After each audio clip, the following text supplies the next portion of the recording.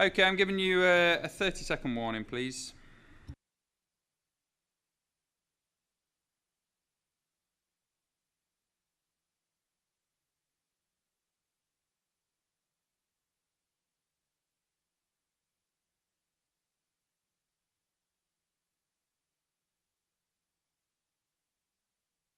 Okie dokie. Right, we'll make a start then, please.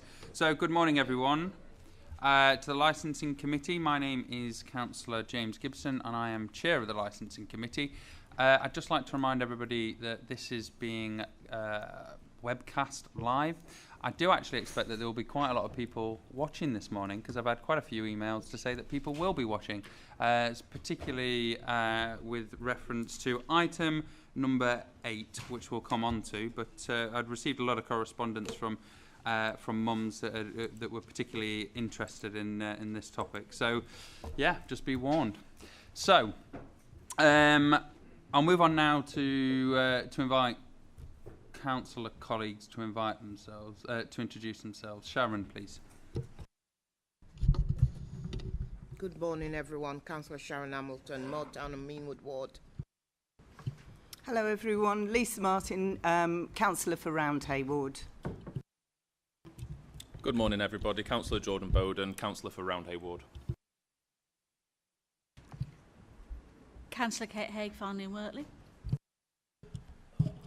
Councillor Stephen Holroyd, Ardsley and Robin Hood. Morning, everyone. Tom Hinchcliffe for Bramley and Stanley Ward. Luke Farley, Labour councillor for Bermondsey and Richmond Hill. Good morning, everybody. Councillor Asghar Ali, representing Gibden and Hare Hills. Councillor Ed Carlisle for Hunslet and Riverside. Good morning, Councillor Dawn Seary, representing Pudsey. Good morning, Councillor Neil Buckley, All Woodley Ward. Morning, Councillor Rick Downs, Otley and Yeadon Ward. Thank you very much, colleagues. If we can invite officers to introduce themselves now, please. Kev, if we start with you. Good morning, Kev Shillito, Legal Advisor to the committee this morning. Good morning, Phil Arnett, Quality and Standards Manager, Taxi and Private Hire Licensing. Good morning, Valence Jacobs, Licensing and Finance Manager to Taxi and Private Hire Licensing. Good morning, Richard Perrett, Service Manager, Operations and Compliance at Taxi and Private Hire Licensing. Good morning, Jason Singh, Head of Service, covering Taxi and Private Hire Licensing. Good morning, everyone. John Mulcahy, Chief Officer Elections and Regulatory, both licensing sections fall within my remit. Morning, Nicola Raper, Entertainment Licensing.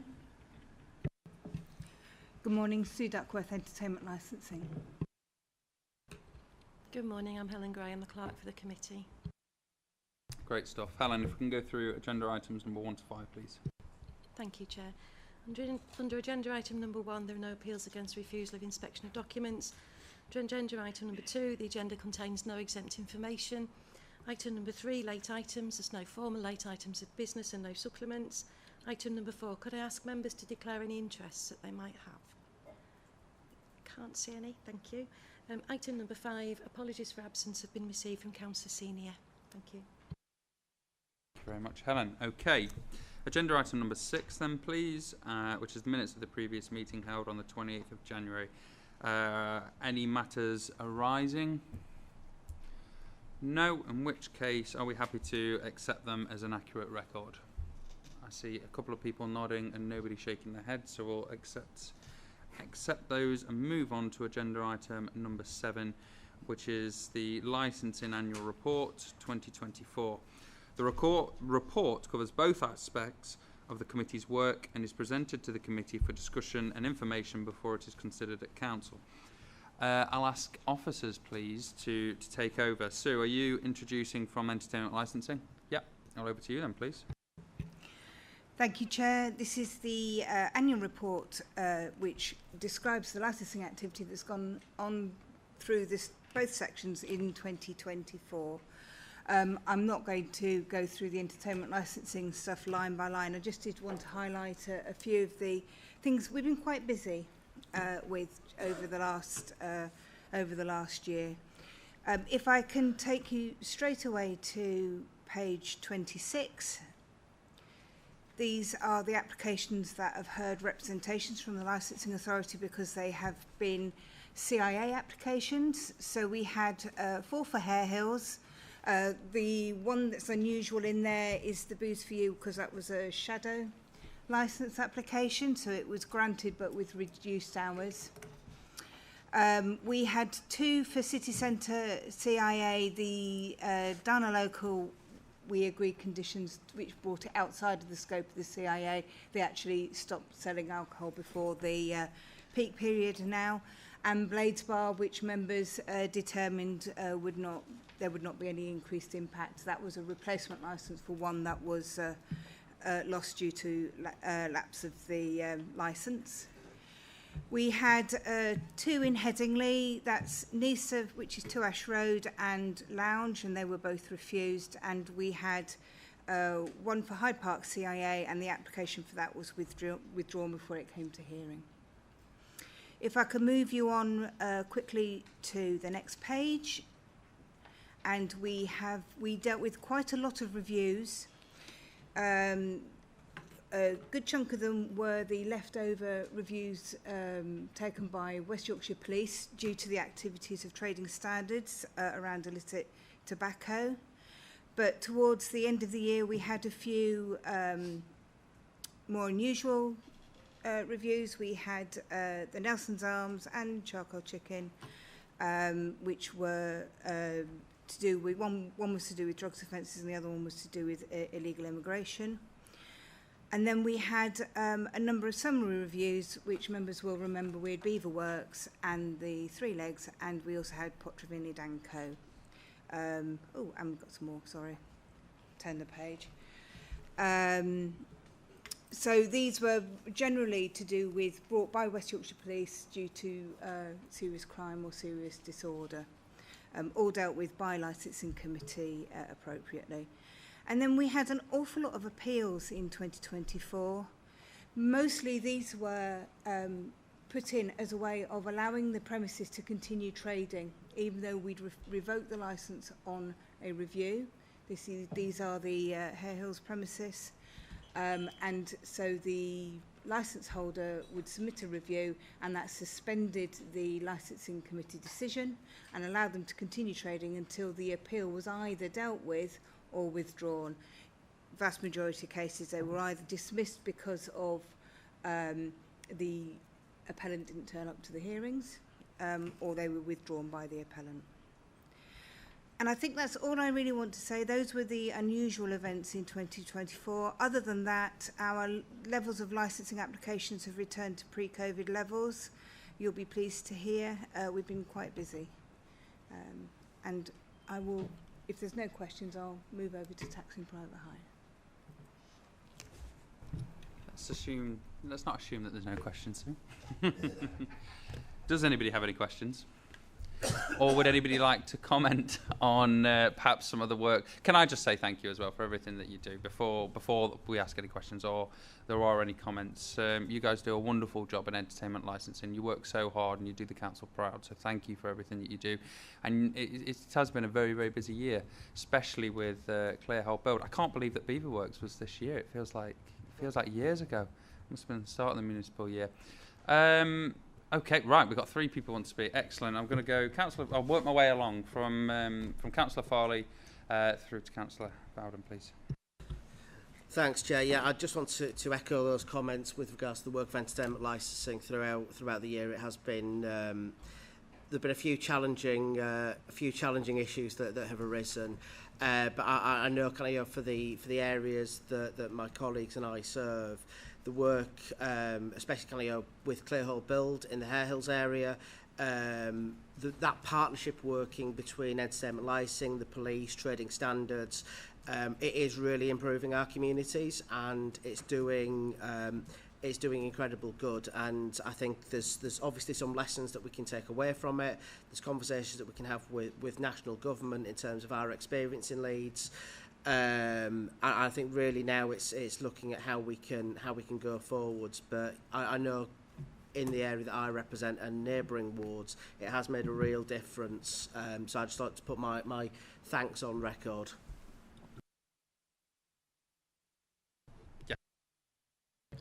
Yeah, thank you. And I'd just like to say how valuable I thought the opportunity to visit the nighttime economy was, and just see the working with businesses to make sure that we've got a really safe environment in Leeds where people are looked after and can have a good time, but also balancing, you know, the needs of people who are working in the city as well.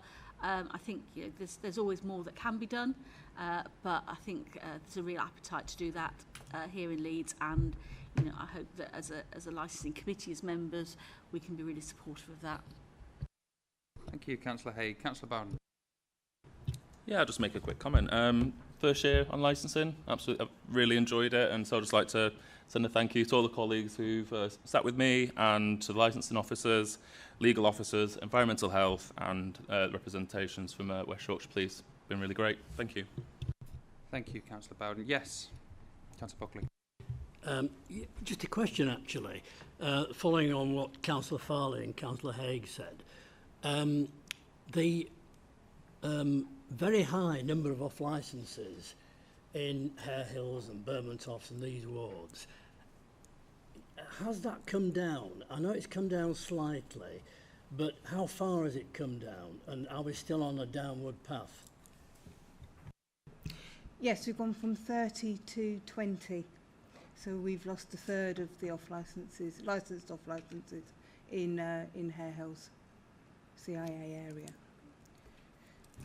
What about things like Dewsbury Road and that kind of thing? So Dewsbury Road has now got its own community of impact assessment. We haven't had any new applications since that's been in place. And the same with Armley. Those have basically seemed to discourage people from making applications in those areas, which is good. Yeah, I mean, just off the back of that, just to say on behalf of people in South Leeds, we're certainly looking forward to the cumulative impact assessment for Beeston. I think this isn't a criticism of anybody in this room at all. I think it's just the permissive environment has meant that I think we have been absolutely played by some applicants, and we've not been able to say no to them, and the cumulative impact zone assessment will give us the opportunity to knock back those applications in the future. So we need it in Beeston. I'm looking forward to it. Thank you, colleagues, for those comments. I will just finally finish off by saying as well that, you know, one of the privileges of being chair, I do get to go around and see a lot of the licence holders, you know, big venues, and I recently met with O2, for example, and they always speak very highly of the entertainment licensing team and the work that you do. They're very appreciative. We all know that it's been tough years for hospitality trade, but they do feel like you work in partnership with them, and you know, long may that continue. That's exactly the right approach and what we're trying to achieve, and you're doing a sterling job, so thank you. Okay, we shall move on to Jason and your team, please. Thank you, Chair. So pages 39 to 47 of the report set out what's really a high-level outline of the work that the taxi and private hire licensing team have been doing over the last year to ensure public safety. Once again, it's been a really busy year for the committee, for the team, sorry, and it's been working across its licensing, enforcement and quality and standards functions, to progress new applications, new vehicles, and also develop and change policies to ensure that we're working effectively with user groups and the trade. We have seen a considerably high number of renewals this year, and Val and the team in particular have been working to ensure that there's been a seamless renewal of the 3-year licenses that were issued during COVID, and we've done that using online forms for the first time, and that's gone really well. We've seen a steady increase in licence numbers, which is a positive movement, and we've also continued to work proactively and engage with stakeholders and the trade to ensure that we're working effectively and responsibly in what we're doing. I'm happy to move to any questions, Chair. Thank you, Jason, and I'd just like to say thank you to you guys as well for everything that you do. Obviously, it's a very difficult job, taxi private hire licensing. But the feedback that I've had from the trade and from drivers has been incredibly positive over the past few years.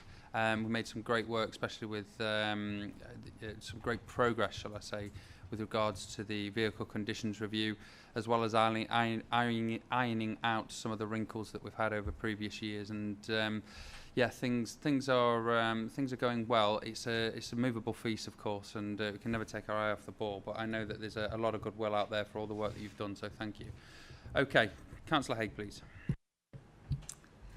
Yeah, thank you. I mean, taxi licences, Hackney cabs especially, they do provide a vital service and a public transport option for people, and I regularly use our taxis and our private hire in the city.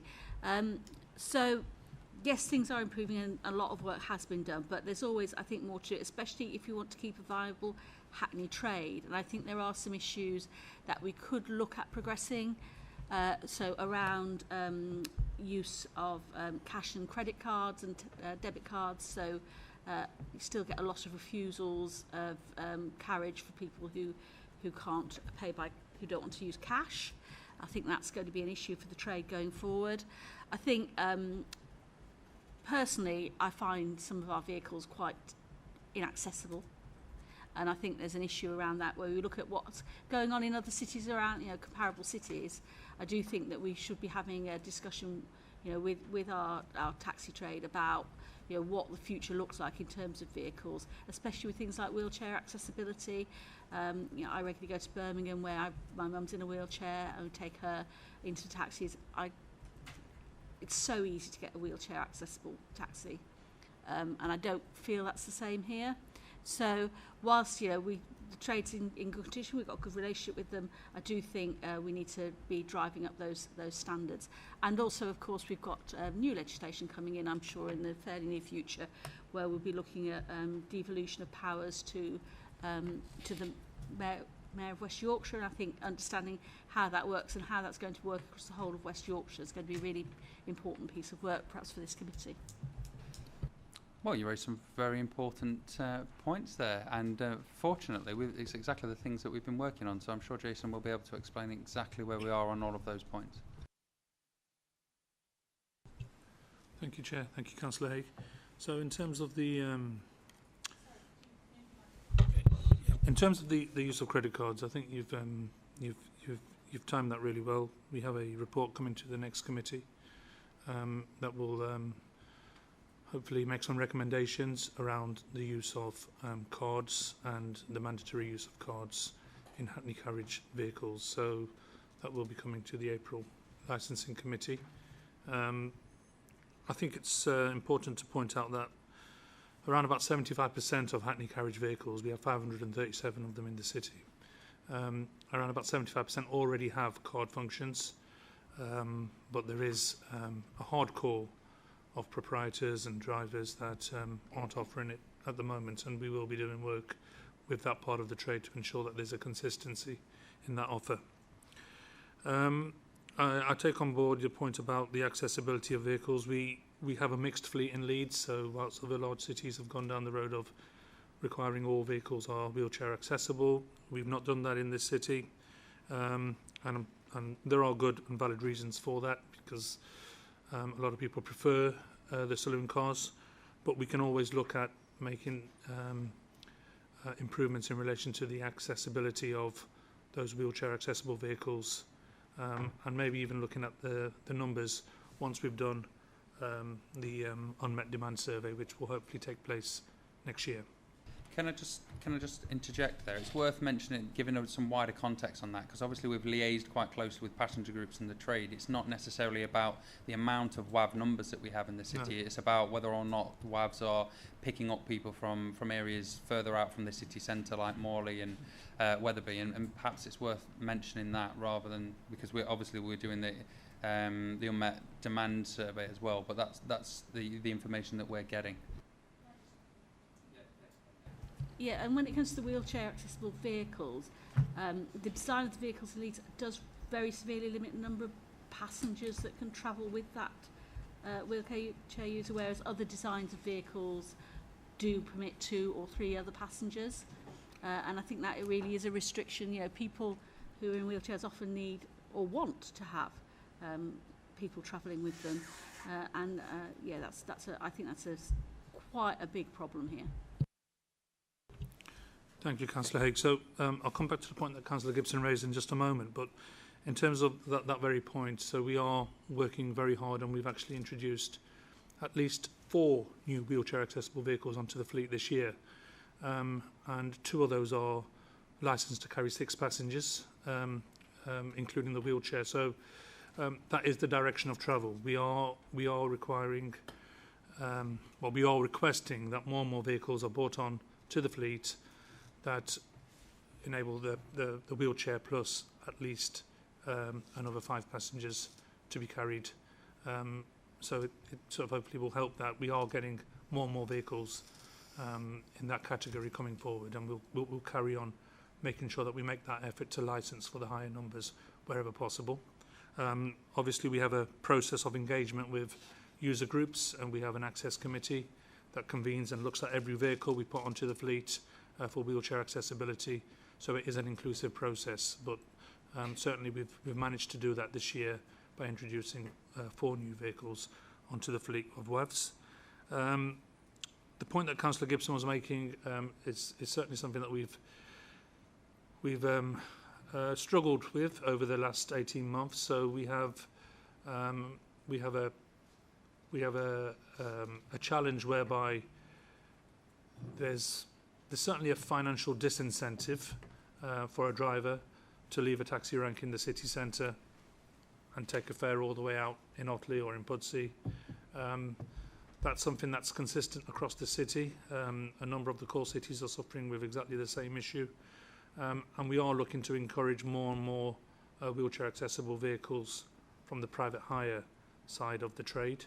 And often they are localised, and we're hoping to try to incentivise more private hire wheelchair accessible vehicles as well. So we are working on that. It's a difficult one for us to sort of always manage from a licensing perspective, because the figures and the money sometimes doesn't stack up in terms of taking a job so far away. But that's something that we are looking at, and we're trying to ensure compliance on with WAV licence holders. And you made a final point about the devolution bill, Councillor Haigh. This is something that we're providing comments on as part of the white paper discussions. And obviously there's advantages and disadvantages of the transfer of functions, and we'll be making sure that those are articulated to decision makers, firstly within the council, and then obviously beyond that.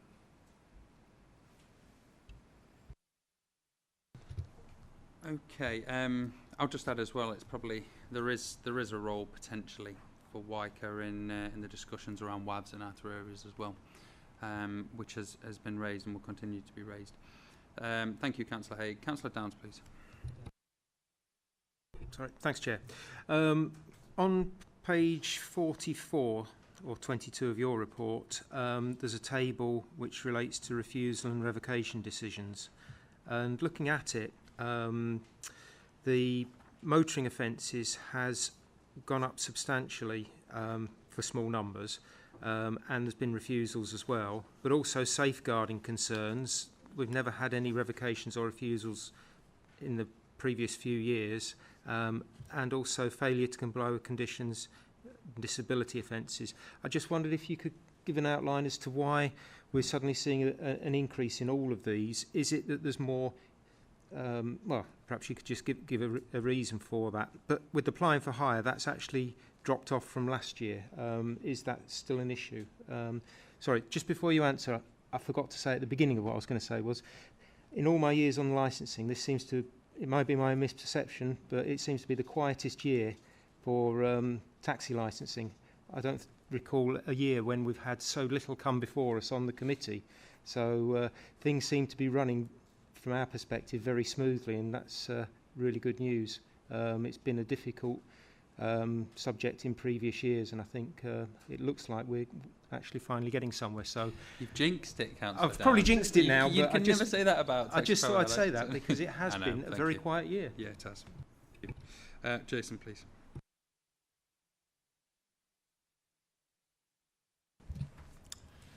Thank you, Councillor. First of all, I will address the issue in relation to motoring convictions and the number of revocations, how that seems to have risen this year from previous years. Following the introduction of the convictions and suitability policy in 2022, a number of certain motoring offences have been categorised as major motoring offences, which would result in the revocation of your licence if you were convicted of these offences. One of the main offences is drivers using a handheld mobile phone or device.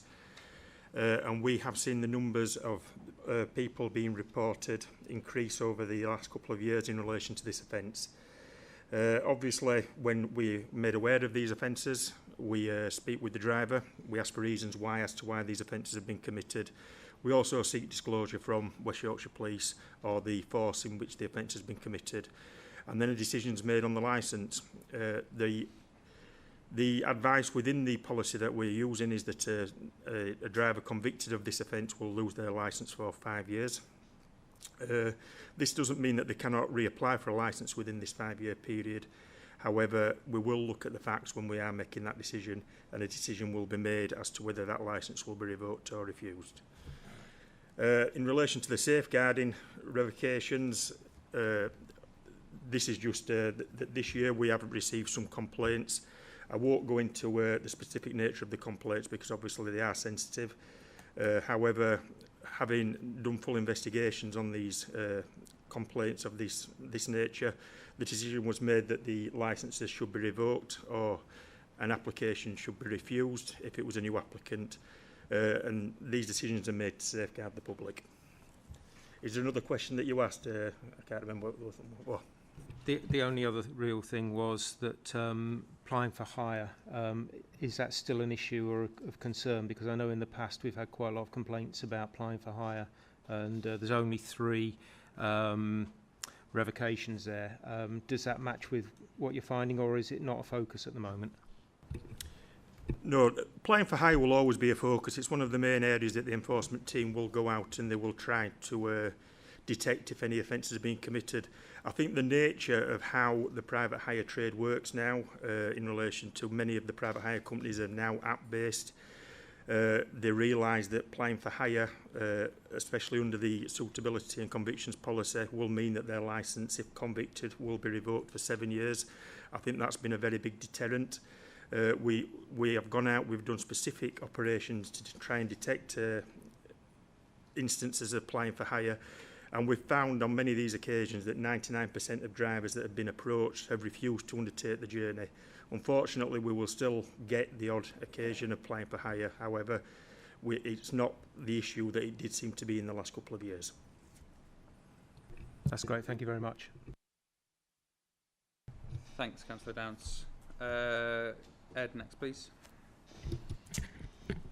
Yeah, and I certainly want to echo that sense that things are definitely a lot better. So if we cast our mind back 2 or 3 years ago, there was quite a lot of upset, but I want to pay a lot of credit to the licensing team, also to you, James. So there's quite a lot of private hire and taxi drivers in my ward. A lot of them were quite upset about lots of things about 2 or 3 years ago, and I don't want to jinx it, and I'm sure they're not all happy.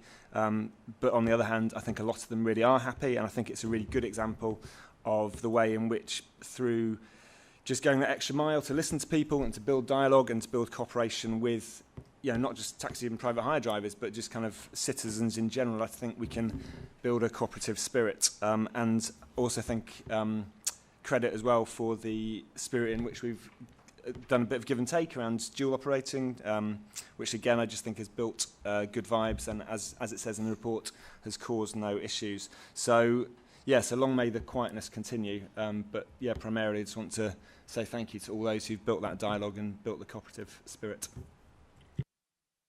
Brilliant, thanks, Ed. Neil, please, next. Thank you, Chair. On page 40, right at the bottom, reference is made to the city station and how you're helping to problem solve during the major works. Private hire drivers have said to me that they avoid the city centre. They avoid coming in, and particularly around the station. I just wondered if you'd got any handle on how that's going to be resolved, bearing in mind it's a very constrained spot.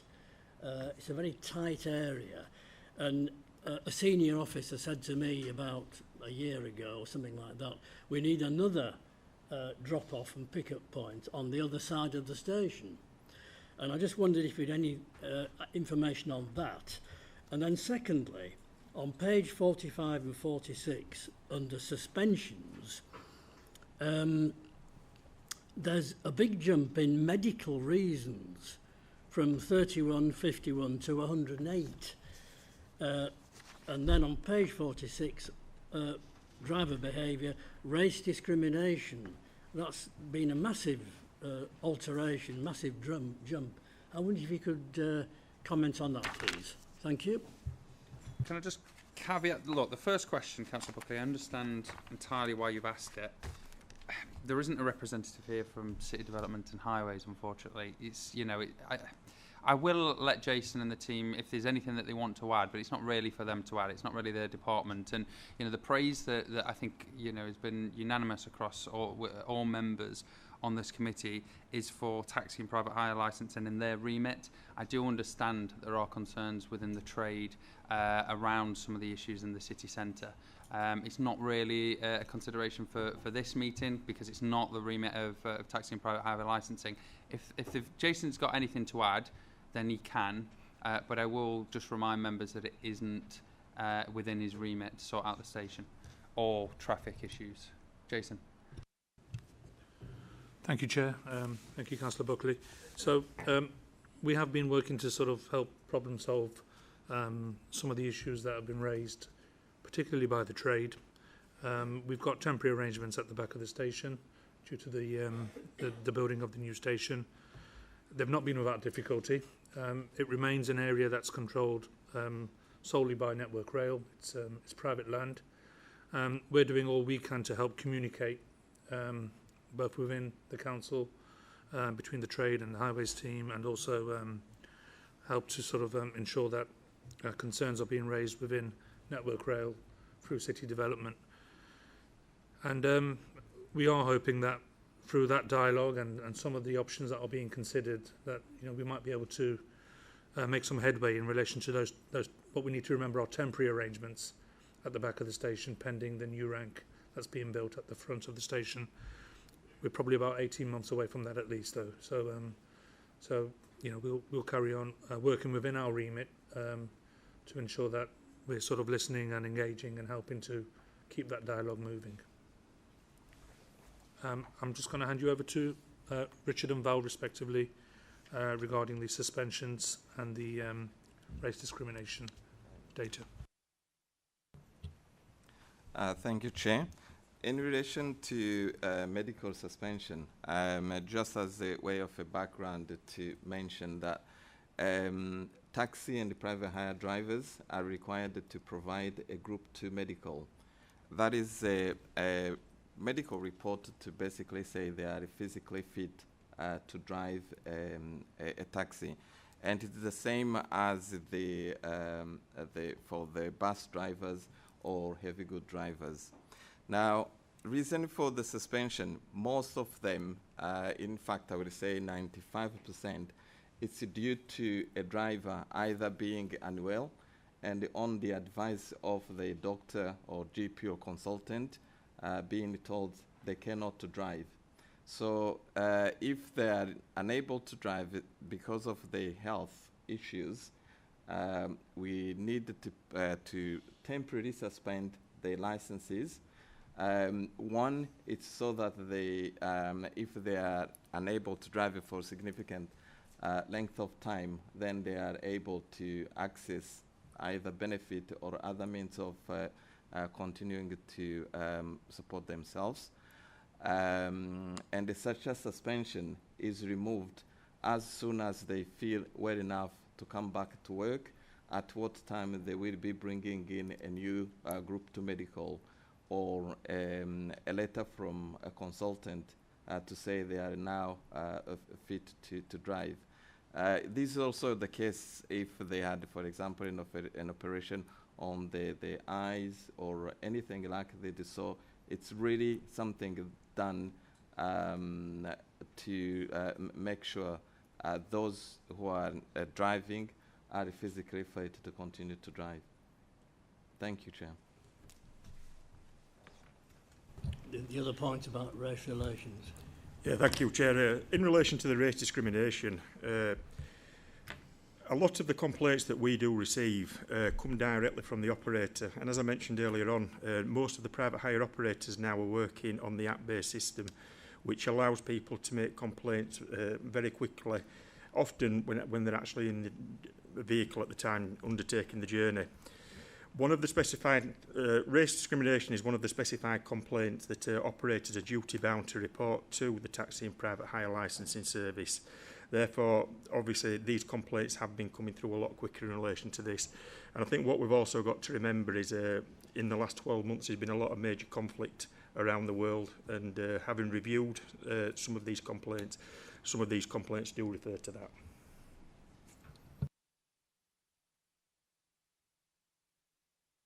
Is there any question, or do we have any record of drivers that have experienced any discrimination?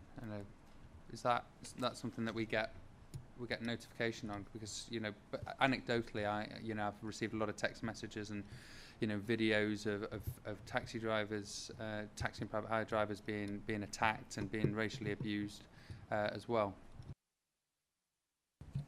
Thank you, Chair. Yes, some of these complaints that have been recorded are actually from drivers against other drivers that have made complaints and the behaviour of the other drivers. We do keep records in relation to if a driver does make a report that they've been racially abused, we will record that on their file, and we will offer them whatever support we can and make sure that we signpost them in the right direction. Just a reminder that they do a very dangerous job, and thank you for everything that they do. If any of the trade are listening, I've actually got Councillor Ali first, and then Councillor Downs, if you don't mind. Thank you, Chair. Thank you, Chair. We've talked about in this report around public safety. At the bottom of page 45 or 23 in the bundle, you've said that many complaints relate to the key aspect of licensing scheme, namely the safety and comfort of travelling public. Many relate to whether the driver is honest, reliable and trustworthy. In this report, I've not seen anywhere where public has abused drivers. You've said that licenses are revoked for 7 years and is a deterrent for drivers. Where is in this report that you found public that are not reliable and trustworthy in this report? My second question is, West Yorkshire Police, the way they conduct some of these investigations, go on for 2 years, 3 years, 4 years. They are extortionate. That system is not fit and proper. That system is extremely flawed. West Yorkshire Police isn't here, so I'm looking at your report. There are drivers that sit there and wait. At the end of it, are told there is no action. This is extremely concerning that there is nothing regarding of this here. 1, 2, 3, there's about 20 here, driver behaviour on page 46, okay? I'm not quite understanding where this report is going.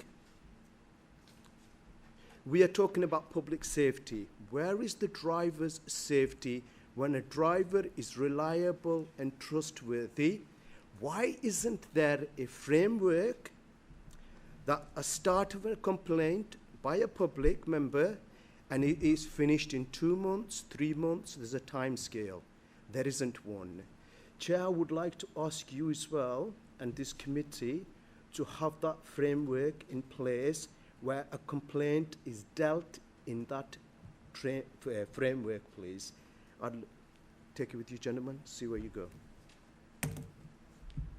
Jason, I'll allow you to answer the question. Thank you, Chair. Thank you, Councillor Ali. So, first of all, in relation to the amount of time it's taken, you made reference to West Yorkshire Police and some of the cases that they're investigating. Obviously, we note that, and we note that with concern. We do all we can to support drivers and make sure that they're able to navigate the process with the police. But once again, that's not our remit, where until the police have issued a full disclosure, we're unable to return licences or progress drivers' returns. It falls under the remit of our suitability policy, and it's very clear what we need to do in terms of immediate suspensions where we have those sorts of concerns flagged up by the police. I'm happy to sort of talk with you separately and perhaps look at some of the specifics and how we can perhaps work together, but it is something that would be perhaps beyond the remit of the licensing team in that regard. I'm not aware of any investigations that our team have conducted that have taken a disproportionate amount of time, and it's always our priority to return drivers to work where that's safe and where that's within the framework of the policies that we work in. So I can only offer limited comment on that, but happy to talk outside the meeting around any specific concerns that you have. I think it's important to note that the numbers here reflect a small minority of the total number of licensees that we have in the city. So when we're talking about numbers of private hire drivers, I think numbering in the 6,000s, and hackney carriage drivers, I think we've got nearly 900 licensed hackney carriage drivers. So I think it's important that we take these numbers in that context, and by and large we have a very hard-working, reliable, safe, I think the other word you used was honest, employee, licensee,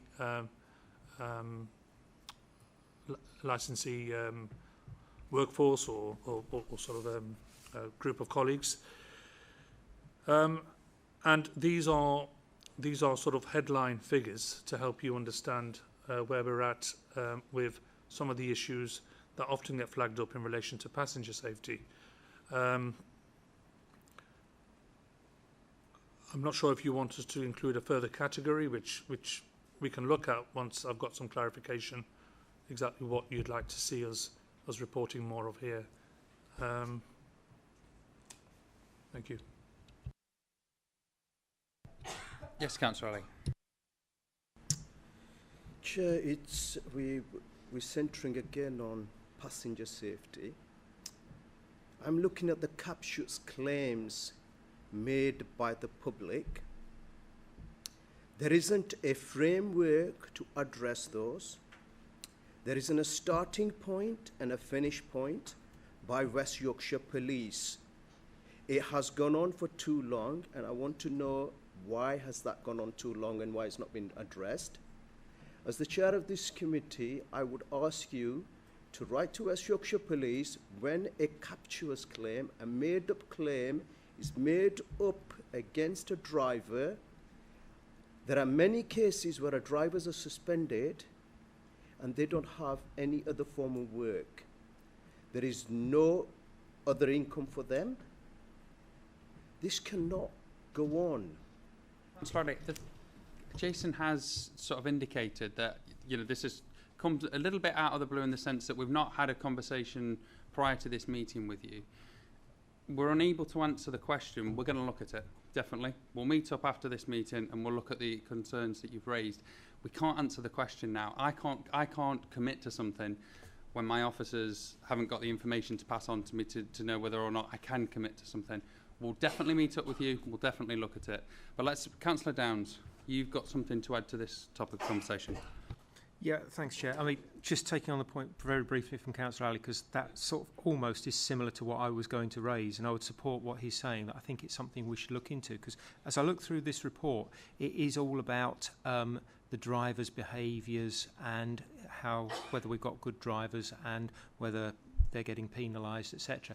But flip the coin on the head on its head, and that was what you were saying about we've had some racial tensions within the city and within the wider population, and it would be, I think, very useful for the committee to understand how that has impacted upon our drivers and the welfare of our drivers. I think if we could perhaps look at that in the forthcoming year with a report to say how many drivers are saying that they're having challenges and if there's anything we can do to support them. And I think that then encompasses what Councillor Alice said, that if there are malicious claims made against drivers, it could be down to racial incidents as well. So I think if we can look at that in the round and then draw conclusions from it, I think that'll be useful. Absolutely. I'm happy to take on board the comments that have been made. I made them myself before we started discussing this particular topic. We need to look into it. We need to have a meeting outside of this meeting to look at what our remit is, what we can do, especially when it comes to police investigations. And I take the point that you've raised, Councillor Ali, but we do not have any direct influence over the police and how long police investigations take. Driver safety is obviously incredibly important to us. I know it's something that has been is central to what the taxi and private hire licensing team do when they're considering, any decisions that they make. Of course, we care about our drivers. Let's look at what more we can do. Perhaps we need to set up a subgroup to look at and include some of the drivers to see if what we can do further to improve driver safety. Okay, I've got Councillor Martin, please. Thank you, Chair. Yes, private hire drivers and taxi drivers are such an important part of the Leeds economy. And I just, again, as other councillors have said, like to acknowledge just the transformation in the service since I first joined Licensing Committee in 2021, and a number of taxi drivers in Roundhay have fed back to me specifically on how the service has been transformed into a much fairer service, but also, I believe, a safer service for passengers as well. But I'd just like to pick up something with you that I've raised with you already, and that is just how astoundingly male the not workforce, what did you describe it as? These colleagues are. And I think a couple of residents came with me to meet with you about this, and I just would urge you to let's get the baseline figures and a plan in place to work out how we're going to increase the number of women drivers, female drivers in this city. I go to any other city and frequently picked up by women drivers, and I don't see any in Leeds. I'm sure there's one or two. Thank you.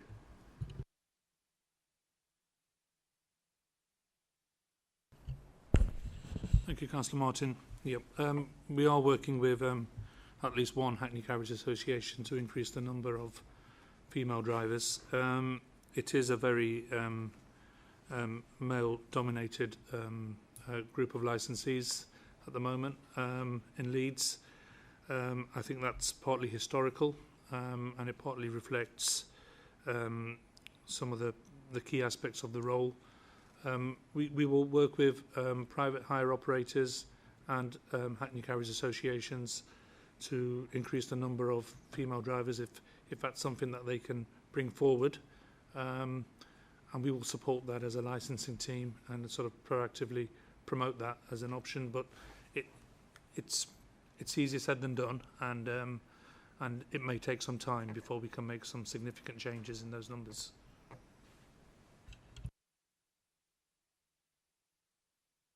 Councillor Bowden, please. Yeah, I would certainly second a welfare report with what's being said. I'm kind of going slightly back a bit though. So in regards to, it's really great to see that a lot of our fleet are becoming low carbon, but I was wondering what sort of work's being done in regards to sort of electric charging stations or ranks, then if that's the case, if we're sort of asking our drivers to have more eco-friendly vehicles, are we providing any sort of support for them to actually charge their cars? Thank you. I'm going to give exactly the same caveat as I did for Councillor Buckley, that it's it's not necessarily in taxi and private hire licensing's remit, but if there is a comment that you'd like to make, Jason. Thank you, Chair. We we promote and encourage central government grant aid where that's available for hackney carriage and private hire drivers to bring low emission or no emission vehicles onto the fleet, and we obviously promote that and work with licensees to sort of draw down some of those grants where possible. We do not have an ability to offer up charging facilities on ranks, but I'm happy to take away a conversation with colleagues in city development around or climate change, around how we're offering charging facilities. There are council charging facilities in key locations across the city. Some of our council car parks have charging facilities, but we can always look to see whether or not we can raise the profile of that and work with the trade and colleagues to make sure that there's access to it.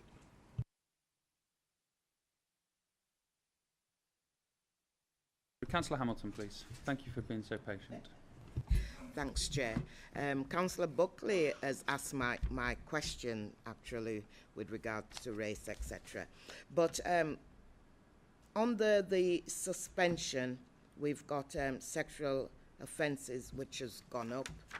And then also the category of complaints under drug allegations. We received this report with regards to the complaints from members of the public, which are here, and but we haven't been informed and told the outcome. For example, they were dismissed, the complaint were dismissed, or they were upheld, the suspension, etc. So I can understand where Councillor Ali is coming from with regards to the drive, but we just need to know. So, for example, there's 119 allegations of drugs. Were they proven, dismissed, etc.? So can we, in future, have the more or less to inform us, were they upheld, were they dismissed, drivers continue to be on suspension, because this is all from the public, but we need to know the outcome for the drivers as well in the future, please. That's what I'd like to know. And just like with regards to the race, discrimination, etc. And you know, we do know that some of our drivers have to put up with a lot, especially at the weekends with people vomiting, etc. The customers, do they get charged for things like that? Because I know with Uber you book it and they know how much it's going to cost, and if the drivers complain that they've been sick, etc., they get charged. Is that in place as well for any of our drivers? Thanks. Thank you, Councillor. In relation to soilage charges, most companies operate their own ways that they deal with this. You've just used Uber as an example, and I'm aware that what Uber will do is Uber will ask the driver to provide photographic evidence of exactly how bad the soilage is on the vehicle. They will also look at the driver's previous earnings and an average of them earnings, and then they will award the driver a certain amount of money to have that vehicle made back up to standard so it can return back to work. Many of the other companies also offer a very, very similar service. It's not something that the licensing service actually get involved in, but we are aware that this practice goes on, and it's not something that often causes us a problem here. In relation to the complaints, I'm quite happy to have a conversation with you exactly as to what you would want to see on the licensing report in relation to that. As you can understand, many of the complaints that we get are dealt with in different ways. To actually turn around and provide exactly a full breakdown would be a very laborious task, and it would obviously take over a lot of the report. Many of the suspensions that we get, when we're putting the suspensions down on this report, we're saying that this many drivers have been suspended in this year for this offence. Some of these suspensions may only take place and only last for a day, 2 or 3 days, and then they're reinstated. I think the figure that you need to be looking at is the revocations in relation to the number of licences that have actually gone in that year. And then you can correlate between drugs, drug suspensions and then drug revocations, etc., if that makes sense. Thank you for that. I do hear what you're saying, but when the public read this, all they read is complaint, you know, so that's what I'm saying. For example, 119, you know, could say 5 was dismissed. It was, you know, malicious, or 10 was malicious, you know. That's the sort of things I'm asking for. Thank you, Councillor Hamilton. Any other questions? Okay, in which case we shall move on to the recommendations. I have taken note of, I don't think the suggestion was for a subgroup, but some sort of consultation or subgroup or some action taken away in response to the concerns raised by Councillor Ali, Councillor Downs, Councillor Hamilton, to look at driver safety specifically, also as well looking at whether or not there's anything we can do in terms of working with police colleagues to ensure that when investigations do take place, they're taking place in a timely manner, which would, and obviously we acknowledge the economic impact on drivers if police investigations are taking a long time and in the meantime their licence is suspended. So we'll look at that. However, are we happy to take the recommendations from with regards to the rest of the report, please, and move forward onto the next agenda item? Yes? Excellent. Okay, in which case then we shall move on to... Is there anything I specifically need to say on that? I don't think there is there? No? Fine. In which case we'll move on to agenda item number 8, which is the cinema baby clubs. And just to reiterate that we may have quite a lot of people watching this. I'd received a lot of emails from mothers that were upset that they weren't able to watch Bridget Jones's Diary in particular with their children because of some of the action that the council had to take in response to concerns that have been raised by a cinema. I'll leave my comments there and move to. Have I said it was Bridget Jones's Baby, wasn't it? Yeah. Okay. Nicola, would you like to talk to this report, please? Yeah, thank you, Chair. So this report, as you mentioned, it stems from representation that's been received from the cinemas themselves and members of the public. So it concerns the provision of baby clubs at premises licensed for film exhibitions, which are predominantly cinemas. So just by way of a brief description, they're a form of coffee morning that the cinemas are putting on for parents and guardians of babies. It's a form of social gathering. There's tea, coffee, cakes, etc. But at the same time, the adults can take in a film. But in accordance with the local current licence conditions, age admittance must be restricted to the film rating. So consequently, for the purpose of these baby clubs, admission should only be to watch films up to a 12A rating.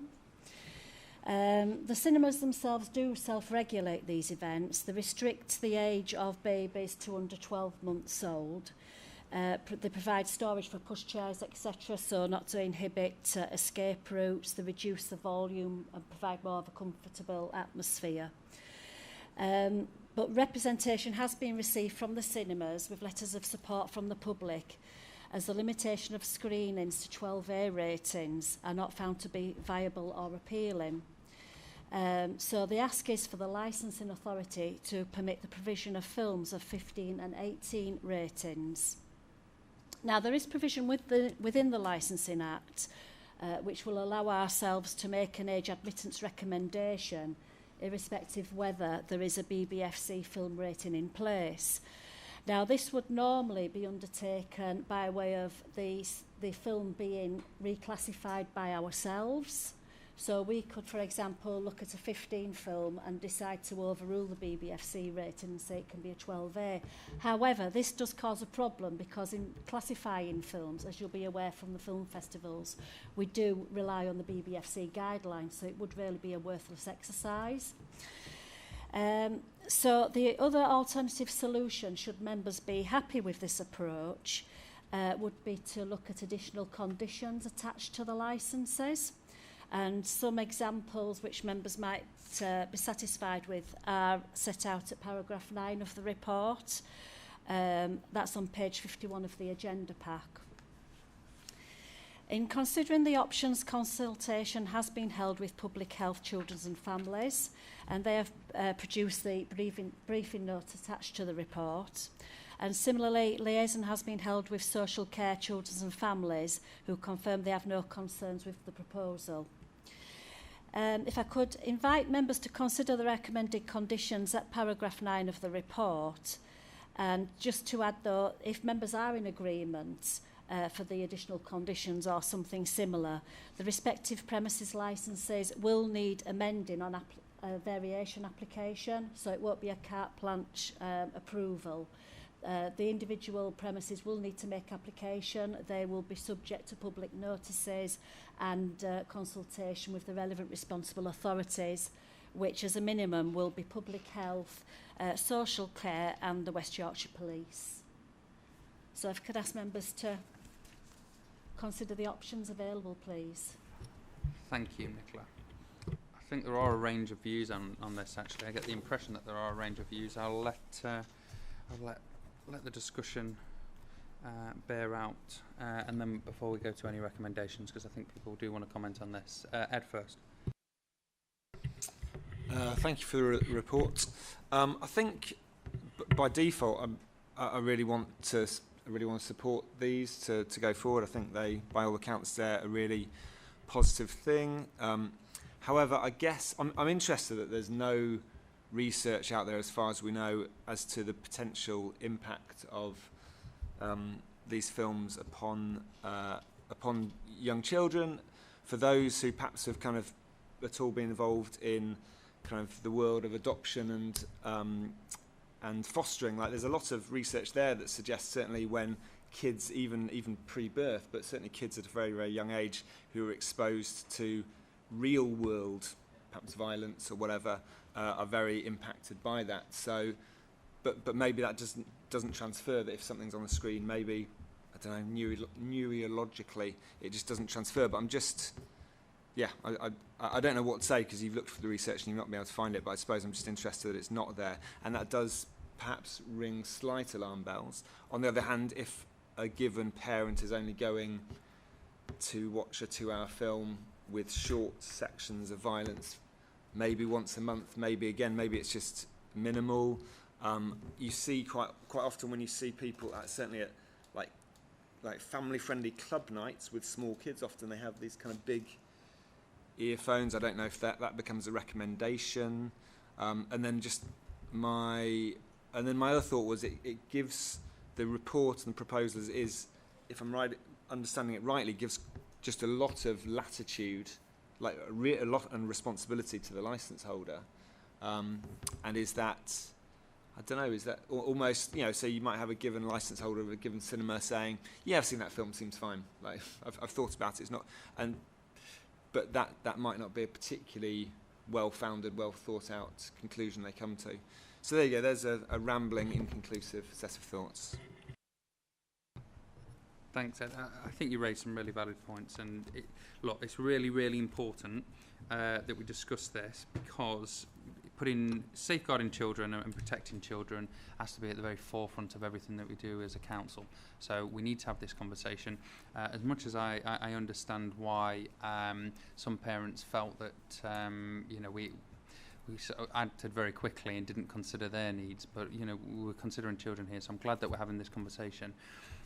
My understanding of this and of the recommendation is that the council would have the ability, even when a film has been assessed, say a 15 or an 18, the council would still have the ability to turn around and say, no, we feel that that film shouldn't be shown to under ones. Is that the case? That's how I believe it, Chair, yes. But as I say, in making that decision, we rely on the BBFC guidelines. But I mean, there's a degree of pragmatism that could be had there, right? I mean, somebody, they want to show Scarface and they've done risk assessed it as absolutely fine, and it comes to entertainment licensing, then obviously we look at that and say, well, we think that's inappropriate. Presumably that could be the process. Anyway, look, I'll let you respond to Ed's questions. Ed's questions before we move on to Rick. In terms of the research? I'm not sure there is a response, but... No, well, consequently, as I mentioned, we have been to public health and we've been to children and families, and neither are aware of any research of how a film will impact on an infant. Rick, please. Thanks, Chair. I think, in one sense, to my mind, this almost is above our pay grade. It's something that should be decided nationally. Film, on the one hand, film certification is there for a reason. However, if you're under one, how much you won't be watching it. You might just see some moving images, but how much you won't be taking on anything that's happening. And how different would that be from watching a news report about the war on television, for example, to somebody less than 1 year? It probably wouldn't make any difference. The critical thing for me, and it's what Ed touched on there, is that there's no research. So how can we make a valid decision as councillors on this? And I'll listen to what everybody else has to say, because I don't know how to respond. I'd rather see some research. I think it's something that there should be a national policy on. Whether or not councils then have the right to decide individually, I think it should be a national thing. Yeah, I don't necessarily disagree with that, and there certainly needs to be some research on it, absolutely. I've got Councillor Martin, Councillor Haig, Councillor Bowden, Councillor Hinchcliffe, then. Is that okay? Thank you very much, Chair. Sorry, you're off the Tom, then. Will you? I'll put you after Tom, and then bring in Donna. I'd like to speak very strongly in support of this initiative. As somebody who has direct experience of postnatal mental health problems, I do remember and I do understand the importance of getting out of the house when you've had a new baby, and the benefit that has on your mental health. And sitting in a cinema quietly with my baby would have been a dream. If there'd been a baby club cinema at that time, I would have definitely have gone. And the ability then to interact with other parents with young babies would have just been something that I would have definitely gone. Now, as we've said around the room, there's no evidence. We don't understand what the impact is on baby. There isn't any information saying that there's any impact on babies, but there is tons of information about the impact of the mother's mental health on young children, young babies particularly. And so I would say anything that supports mothers through this difficult period, not just with mental health problems at the time, but just your happiness and well-being, I would fully support this. So there's also something about not going to cinemas and watching things that are designed for children. It's about being in a place and reminding yourself about who you are. It's difficult to describe, but to feel like an adult, and you sometimes just craving adult conversation. So that's my my input. Thank you. Thank you, Councillor Martin. Yeah, it's certainly a lot of the feedback that I'd had from people that had written in was around not being in a baby-oriented environment for once, you know. So that's, I'm sure you're echoing what a lot of mums feel there. Councillor Haig, please.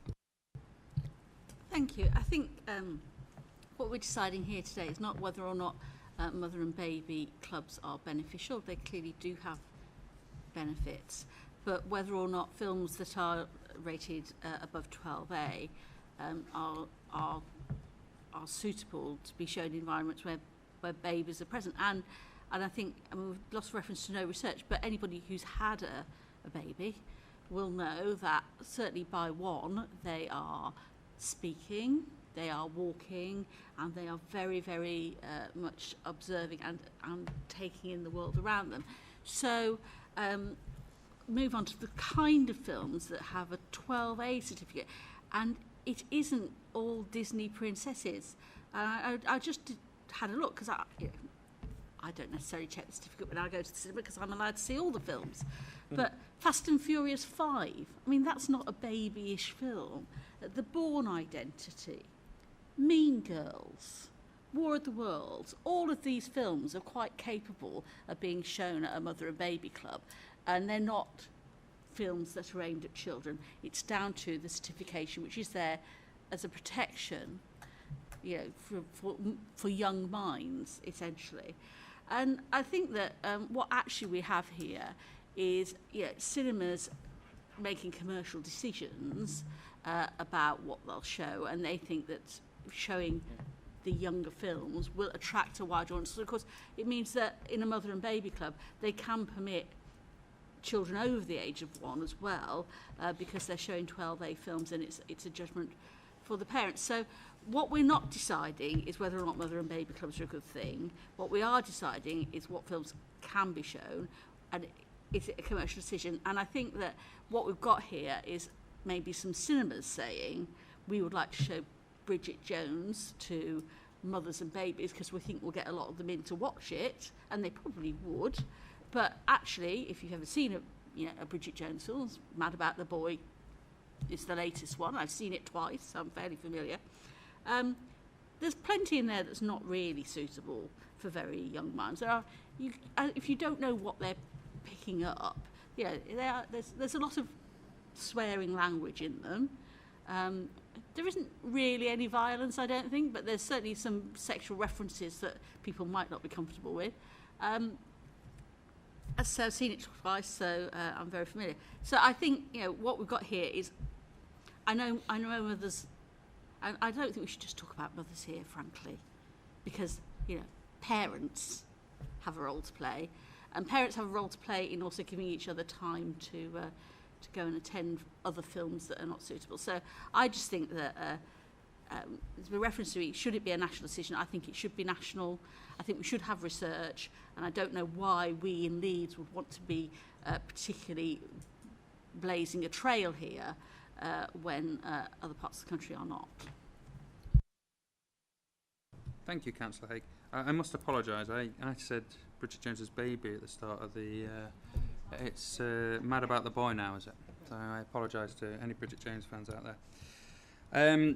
Just to note as well that these clubs had been going on for quite some time. It was only very recently that we were sort of, a query came in from a cinema to say what is the process to allow this to happen, and we obviously had to step in and give the appropriate advice, which is why we're in a situation now where it's being looked at. So as well as there not being any research into any harms, but we've not had any complaint.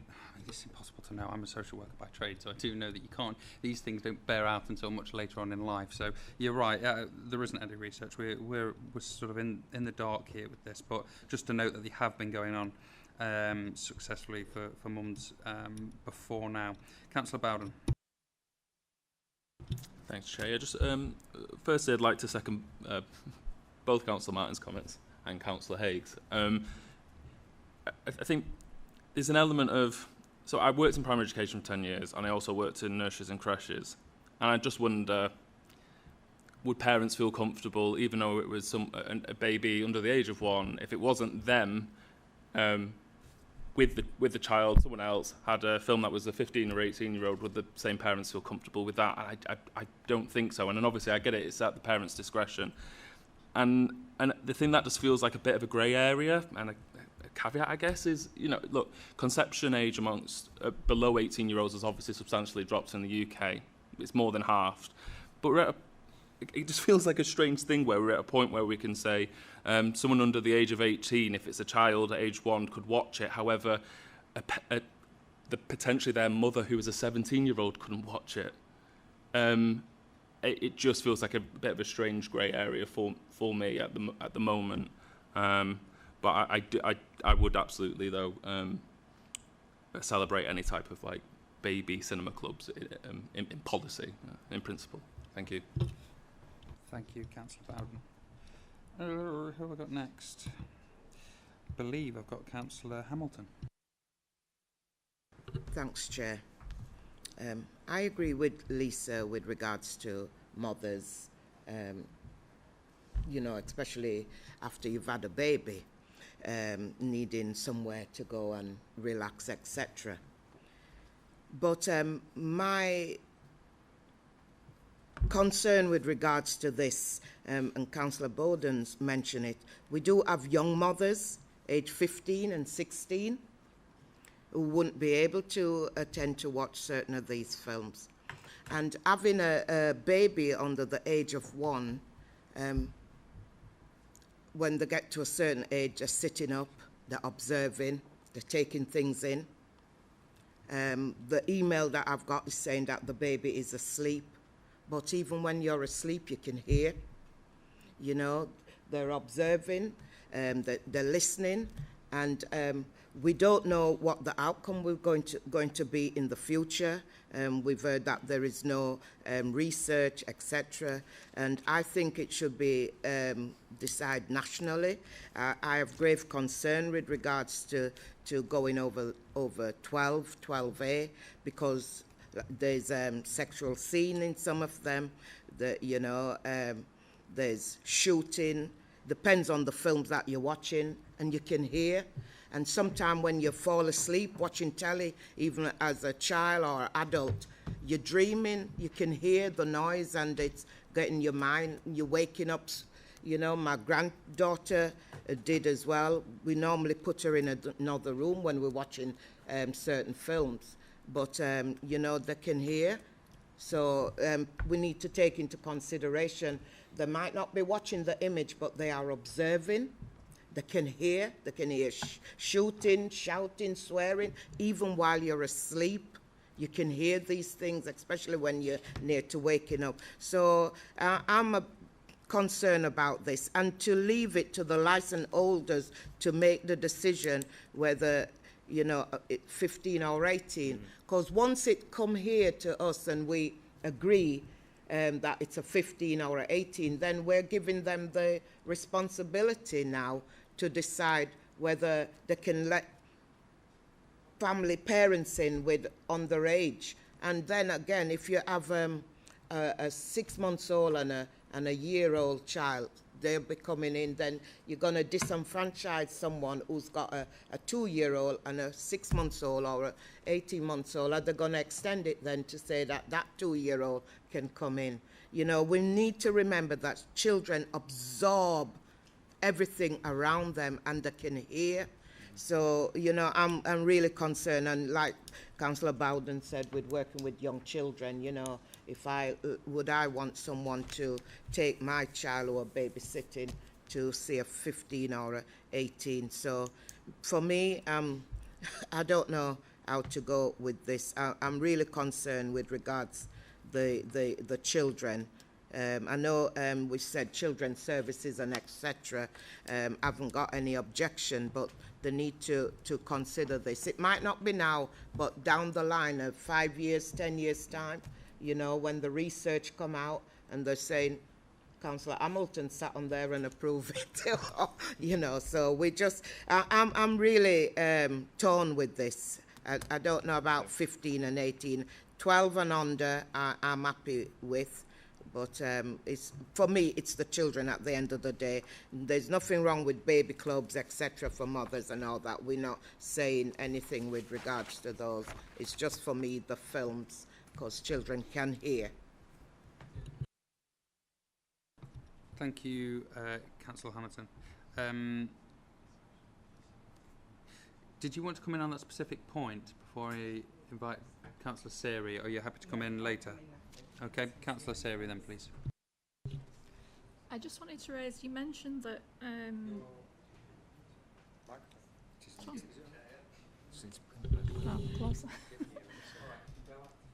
I just wanted to mention that you said that cinemas are currently self-regulating. Is that an option for us today, to just let them carry on self-regulating, or do we need to make a decision either way?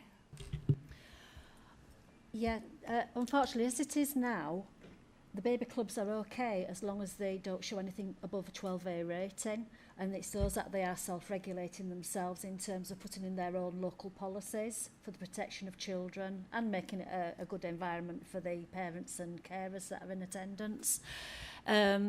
But for anything over a 12A, presently that's not allowed under the current licensing regime that we operate.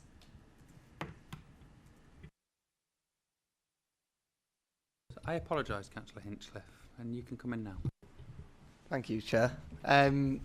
Minded to accept these recommendations because, you know, colleagues have made some very balanced points, but at the end of the day, when there's no research, there's actually no evidence to the contrary. So we're kind of debating something that we don't even know exists, and therefore shouldn't be really taking a step back on this and should be accepting the only evidence that we have, which is that these baby clubs, I've had residents write to me, like a lot of colleagues have, and the only evidence that we have about baby clubs is that they're very valuable to mothers and parents that, as Councillor Martin rightly pointed out, make a huge difference to their lives. Now, if we were to reject these recommendations today, it would kind of be, it'd be a lot of guesswork and a lot of evidence that isn't there, a lot of research that isn't there that we can't possibly consider. So the kind of couple of questions that I had for officers were, and I agree with Councillor Downs, this must be a national conversation. The initial response we got from officers when a resident wrote to us in Bramley was, you know, this is under the Licensing Act, and until that Act changes, we can't really do anything. Now, obviously, that position's clearly moved a bit since then. So I wondered if any representations have been made are going to be made to government, but also the other core cities as well, because they must be grappling with this issue too. And yeah, with that in mind, and with particularly Councillor Martin's remarks, I'm minded to support the recommendations. Thanks, Chair. Thank you for that, Councillor Hinchcliffe. Right, I think I've got Councillor Raleigh, Councillor Holroyd, then Councillor Carlisle, then Councillor Bowden, and then Councillor Martin. Yeah? Is everyone okay with that? I'm not going to get any more complaints. Councillor Raleigh. Thank you, Chair. Having heard Councillor Martin, Councillor Haig, Councillor Bowden and Councillor Hamilton and Comrade here, around evidence, I mean, we're asking for it to be rated from 15 to 18.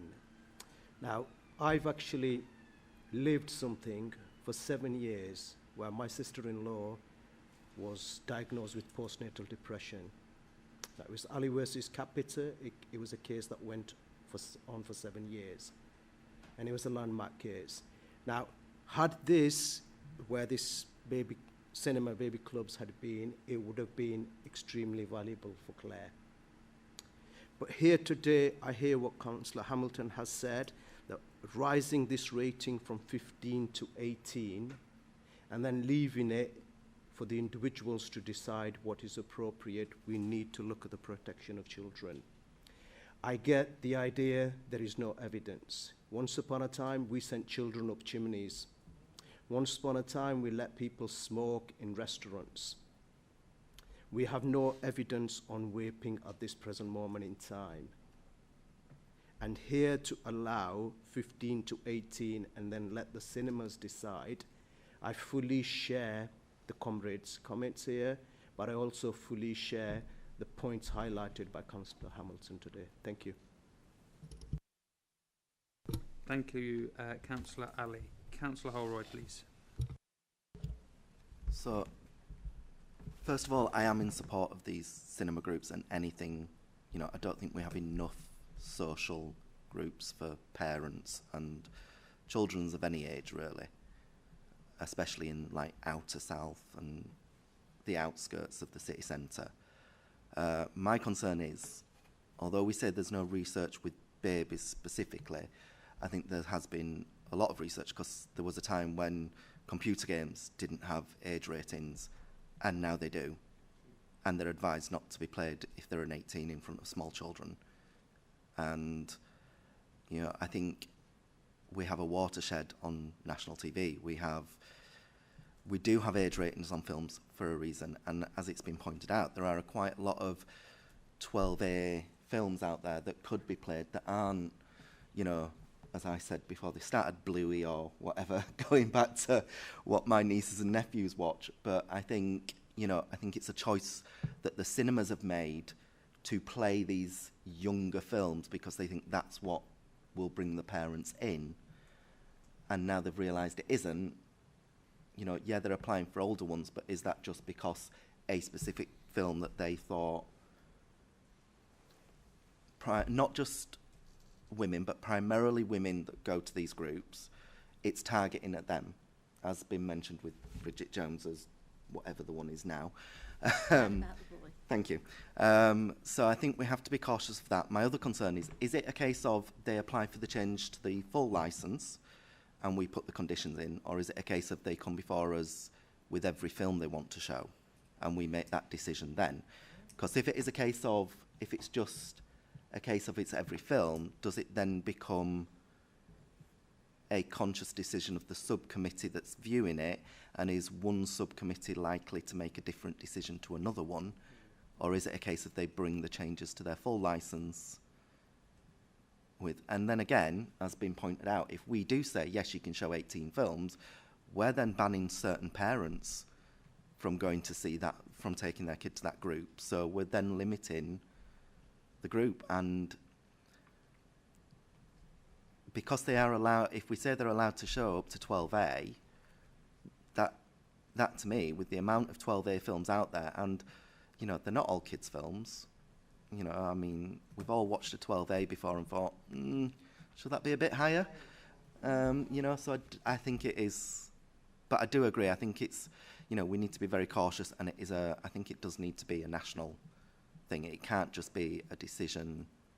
You know, we could start making those decisions and having those conversations, but I think it needs to go higher up than us. And is it fair that the responsibility is put on our shoulders to make the final decision? Thank you. If I can just answer that about the individual films, if we can amend the certificate, yes, we can.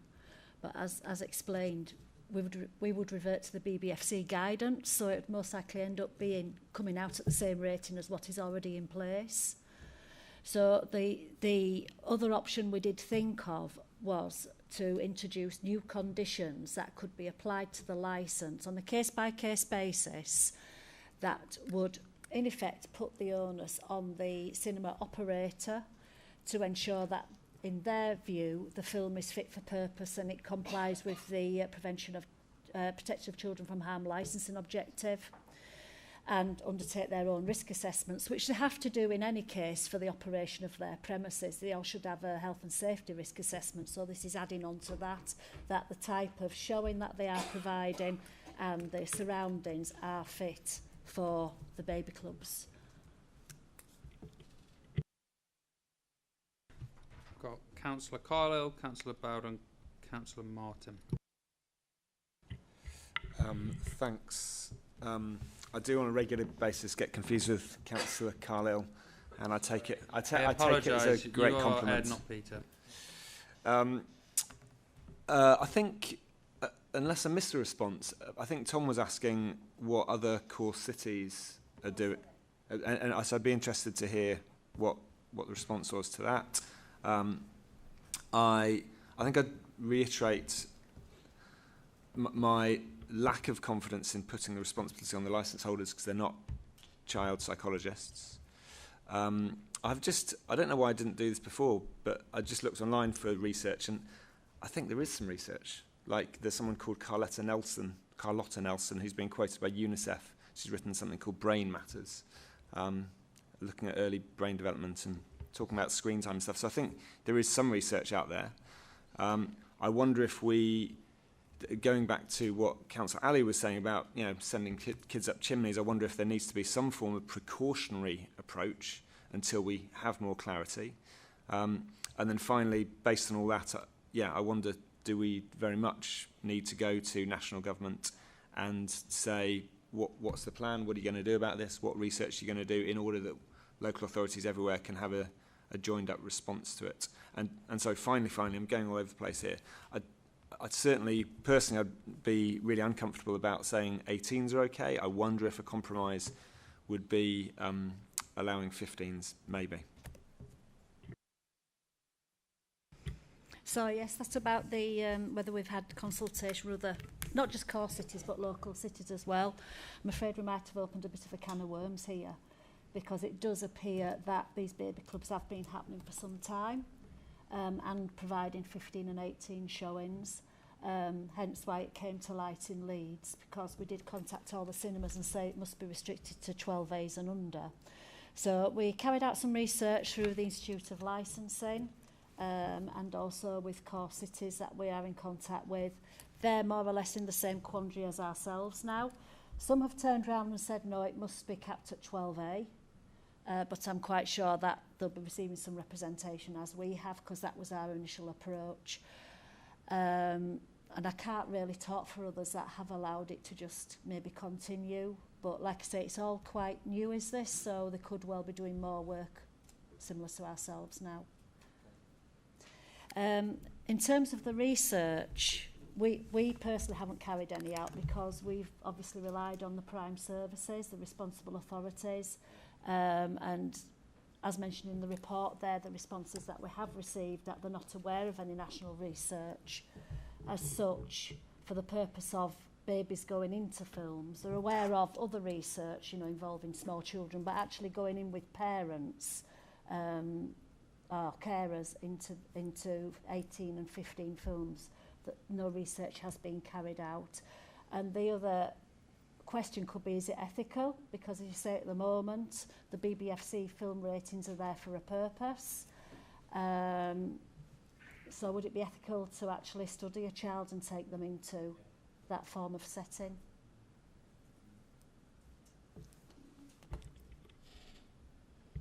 Thank you, Nicola. Councillor Bowden, please.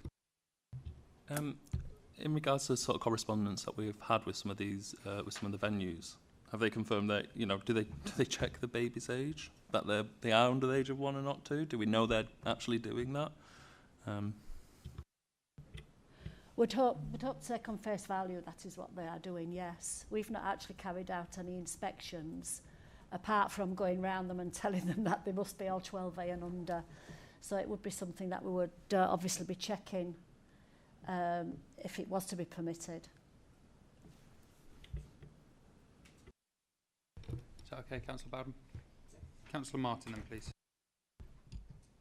Thank you. I'd like to start off by addressing Councillor Holroyd's point about the danger of excluding older children from 12-plus films. If just referring to paragraph 9E of the proposal, it says, in respect of films certified 15 and 18, the admission of children under the age of 1 will be permitted. So if it was a 12A, then being shown by the baby club, then they would be allowed to go in. So there wouldn't be a danger of a baby club showing a 12A and not being allowed to bring in older children. I'd also like to remind ourselves of our children's services. It's one of the best in the country, if not the best. It's had outstanding ratings twice in a row. They've been asked whether it's a danger. And in terms of research, I've not read it, but I know there will be tons of research about mothers, maternal mental health and the impact on children and babies. And this is what these clubs are about. It's about supporting that, and that's how I'd like to finish. Thank you. Thank you, Councillor Martin. Councillor Holroyd. Just one more thing. I know we're specifically talking about the baby groups, but once we've allowed the change to the licence, would the restrictions stop any parent going with a baby to see? Because once we've said that a mum and baby or a parent and baby group can go in, what's to stop a group of mothers going in to see a film during the day that's not part of a baby group? Is that, would the licence be specifically allowing, would it be worded specifically to just allow the baby group? Is it not that they have to present, they have to risk assess it and give us a risk assessment, right? That's the sort of process. If they're having the baby groups, yes. So it'd be yeah. So just they wouldn't have done that process for any other movie. So they wouldn't be able, parents, it's baby clubs. So the process will be, the way I mean, we've got Kev sat here, so I'm sure I'll be able to understand, but the process as I understand it is that the cinema would risk assess. They say, it's a 15, it's Bridget Jones. They've risk assessed it. They don't think that there's a risk, or it's not going to pose a risk to under 12-month-old babies. They present that to Leeds City Council. We'd check it. We could even add in a consultation with Children's Social Services if the committee wants to do that. We could check it and feel that the risk assessment is robust, in which case we will allow the baby club. That is the safeguard to prevent, a baby club saying, right, we're going to put Scarface on next Tuesday and allow anybody in. Sorry, just come back. So it's a case of we allow the change to the licence under those conditions. They then have to risk assess each film they want to show for the baby club and then come back to the officers to either get them permission or the officers to then bring it to a subcommittee to say... No. The idea is they apply that condition subject to no representations is attached to the licence, and then that's there. Then they will have a duty to do their own risk assessment that we can check at any one time. They won't be coming to us on each occasion. We won't.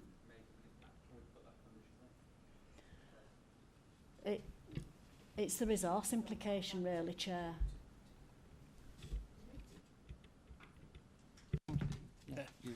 So, Chair, there's nothing, as has been pointed out, there's nothing to stop us adding that specific condition, but it would create a resource problem within the service. If every single baby club application needed to be checked. So I'm not sure whether or not that's a condition that would be deemed as reasonably practical or not. The actual way that the conditions have been drafted in the report is very specifically designed to create two things. The first is that it will only apply to baby and child screenings. There would be no creep into other films that are being shown at any other times. And the second thing is that it's designed to require them to apply their usual a standard process of assessing each film to make sure that the adult content couldn't be considered harmful to an infant under 1 year old. They would then have to, I think, possibly what I would suggest is that what isn't clear is that they would be expected to retain that risk assessment so that it could be checked and it could be verified by the licensing authority if we deemed it safe to necessary to conduct an inspection of it. And that certainly could be added in there to shore it up, to make sure we've got evidence that they are conducting the risk assessments. We could actually ask to see their template risk assessment with the application. That could be written into the application process. What are the resource implications that they do have to automatically send us their risk assessment? Not that necessarily that we would always go through that with a fine-tooth comb, in the sense that we'd consult wider on it before it could be granted, so that we know exactly what films are being shown at baby clubs, so that if there is something, alarm bells ring on, I don't know, some sort of violent film that's a 15, then we know exactly what films are being shown at baby clubs, because the risk assessments are coming in, and officers would be able to take a judgment and say, well, look, this looks like a violent film. Should this really be shown at baby club? So we're alerted to it. We would have to watch the films. I don't think we could take it on face value. If it was put on us, we would have to watch them films. And it all comes back to, we use the BBFC guidelines. So we wouldn't really be in a position to, I fear we wouldn't be in the position to say, yes, we are overruling the BBFC on this one for any particular reason. Because although a film on, just by way of a title and a brief description might appear okay, there might be loud noises in it, etc., which we may feel are unsuitable, but I think that might well be the case in a lot of films, Chair. Thank you. Just from a regulatory perspective, I would point out that I don't think, especially given the feedback from children and families and public health, I don't think the council has the in-house expertise to assess the impact of these films on children, especially placing that on the entertainment licensing team. If there's no resource to call upon across the council that has this expertise, then I'm not sure that it would serve any purpose by having those risk assessments being reviewed by the service. Councillor Holroyd. I was just going to say, with regards to if we did allow this, going back to the risk assessment, would it be a good idea for us as licensing, along with child services, to create a specific risk assessment rather than leaving it down to individual cinemas? Because they're all going to have different versions of what they class as a risk assessment. It needs, if we're going to allow it, it has to be that every cinema has the same risk assessment, the same criteria. All of that has to be specific to this thing. And could it be a case of, as a compromise, we raise the age of the film slightly from a 12 to a 15, or, because obviously, like you say, there are 18 films out there that, wouldn't be appropriate at all. But if we just allow this based on a risk assessment that they're going to do, that we may or may not check at some point, there's nothing then to stop them showing the really bad horror films, the really violent films, and that's my concern about it. If I can answer that, I fear that, as with any risk assessment, we deal with a lot with health and safety, etc. That responsibility is on the business operator. We can certainly ask to see the risk assessments, but we would very rarely say, yes, we're happy with that or we're not, because we are, in effect, taking the fall for it if something wasn't, to happen. We could still have a template, because in my experience of working for children's, adults and children's social services, you can have template assessments which you'd could provide. I mean, there's no onus, there would be no requirement on them to use that template, but it would serve as a good guidance as to the sort of risk assessment, or the level of risk assessment and the robustness of the risk assessment that we'd want to see. And there could be a consultation with children's services or whoever as to how we'd put to a template risk assessment together that might serve to ensure that to give us confidence that it is robust, and any risk assessment that the cinema had would be robust. I'm sure that could be looked at. Councillor Haig, please. Yeah, thank you. Having listened to that, I mean, my feeling is that if we change the position, we're creating a lot of uncertainty about what would and would not be allowed, and allowing a lot of discretion with operators, which I personally not confident that we would know what was being shown, and what potential impact of that is. As Councillor Holroyd pointed out, we'd be creating an environment where potentially parents would not be permitted to see a film that their child would be permitted into, and I think that seems wrong and also not inclusive. We're not saying that, I don't think we're saying, that films aimed at adults should not be shown, but I think we've identified that there's plenty of 12A certificate films that are aimed at adults. So I'm not creating a blanket permission, I think, doesn't necessarily achieve what we want to achieve in terms of protecting children, and it doesn't seem to be really to damage the mother and baby clubs. They will still happen. They will still have plenty of films that can be shown. So I'm not sure what the detriment of not permitting 15s and 18s to be shown really is. I would just say that whilst I understand, that the challenges of having young children, I think that we could suggest that if mothers do want to see a 15 or 18 with their friends, that potentially there might be, it might be possible for them to make arrangements to do so. So I'm just not sure there's a huge detriment if we prevent 15s and 18s being shown. The problem was, Councillor Haig, is that there was a lot of single mums out there that got into it that don't find it very difficult to find arrangements to find a babysitter, especially during the day, or the cost of nurseries and things like that and babysitters. So I think that's the argument that was made. To go back to the point that Councillor Holroyd made around 15s, Kev, could you advise on that, whether or not a 15 rather than an 18? I think there'd be. I'm going out on a limb here, but I think there'd be a consensus amongst us that a film showing an 18 would be inappropriate. So, I understand why that provision was in there, but I can't see anybody on this committee agreeing to a baby being in front of an 18. But a 15, I think the argument from parents was that there are films that creep into that 15 category, like Bridget Jones, for example, that they felt excluded from, and it was that flexibility, I think, that they were asking for. Kev? From a legal perspective, you could change the criteria to just apply to 15 certificate films. We're in territory that, because there's no evidence either way, it's very difficult to say with certainty that effectively you're exercising an opinion that 15s are probably safer for infants under 1 than 18s are, without any actual evidence to base that on.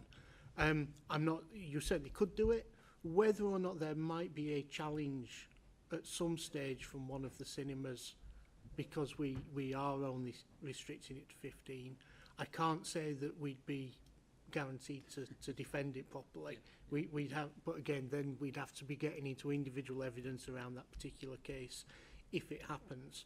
So yes, you could make that change and just extend it to 15 certificate films. Whether or not that would ultimately be defensible, I can't say, because this is such an untested area. Yeah.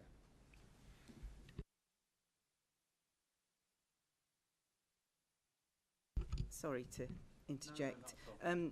I'm just suggesting that if you feel that there might be a challenge from a cinema, could we consult with the cinemas locally and say, would this be a problem or controversial to you, and find out whether there's likely to be a challenge? Thanks. I'm sure we can. Yeah. Yeah, I mean, I guess going back to that point, I guess partly we can go to the cinemas to say we're trying to be flexible here, but surely legally we shouldn't be allowing any of these films. So if you want to challenge us, fine, but ultimately we might just default back to saying you can't have 15s, or you can't do any of this. So there's a risk then for them if they want to challenge us about this.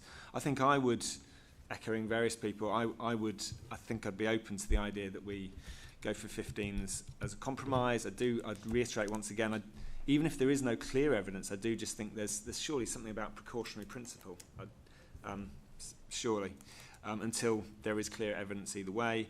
And finally, I don't know if this is too much micromanagement, but could you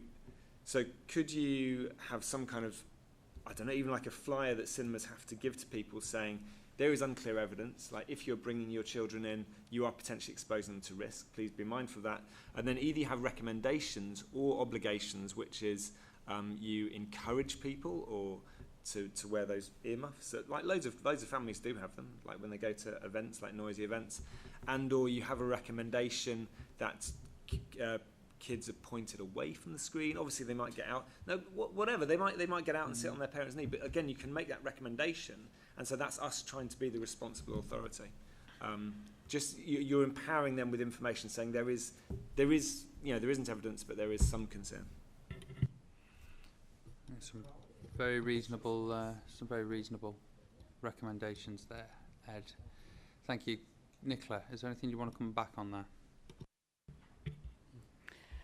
Not really, Chair. Obviously, it's caused a lot of debate.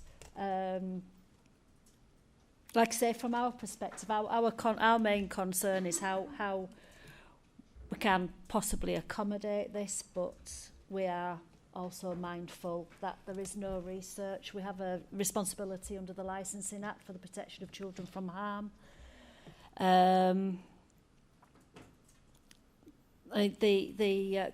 comment from just made about the flyer, if they hand out flyers or put in their advertisements about the risk, which is something that actually we've recommended in the condition, that there is some notice that they are taking their babies into more of an adult surrounding, but we can bolster that by suggesting they put in additional measures such as ear defenders,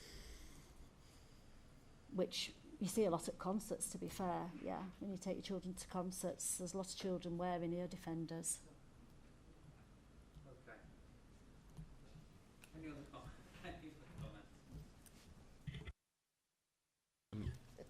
Yeah, listen to all the comments. I'll be honest, I'm not sure if I'm any clearer on what I'm going to do. Well, I do actually. I guess I've not been persuaded. I think the main comment was it's hearing back. I don't feel like I've been given enough information to suggest that the cinemas are checking the children's ages. That's so. If there is a sort of grey area on what a child under the age of 1 might be able to take in, that's one thing. But children around the age of 2, and I don't feel comfortable now being that I've not seemingly given strong facts that the cinemas are checking ages. So I just can't.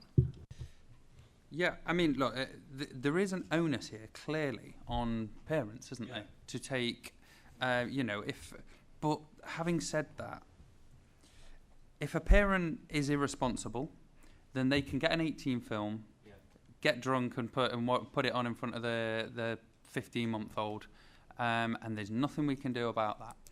We can't account for everything. Of course, we can't put a condition in where they've got only babies that are 12 months old that have passports that prove they're under 12 can go in. But we can't account for. There's a number of things in that we do in entertainment licensing that's impossible to account for. We can't account for somebody going into a nightclub and hitting somebody. We can't account for somebody smuggling in drugs into a festival. There are things we cannot account for. So we can't, just because we don't have provision, it's impossible to stop some people with bad behaviour, but we take things on trust, and I think that's what this is. And I think Ed's suggestion and recommendation around giving parents some additional information is very useful. But ultimately, a parent can smuggle in a 13-month-old into if we pass this, couldn't we? Councillor Downs.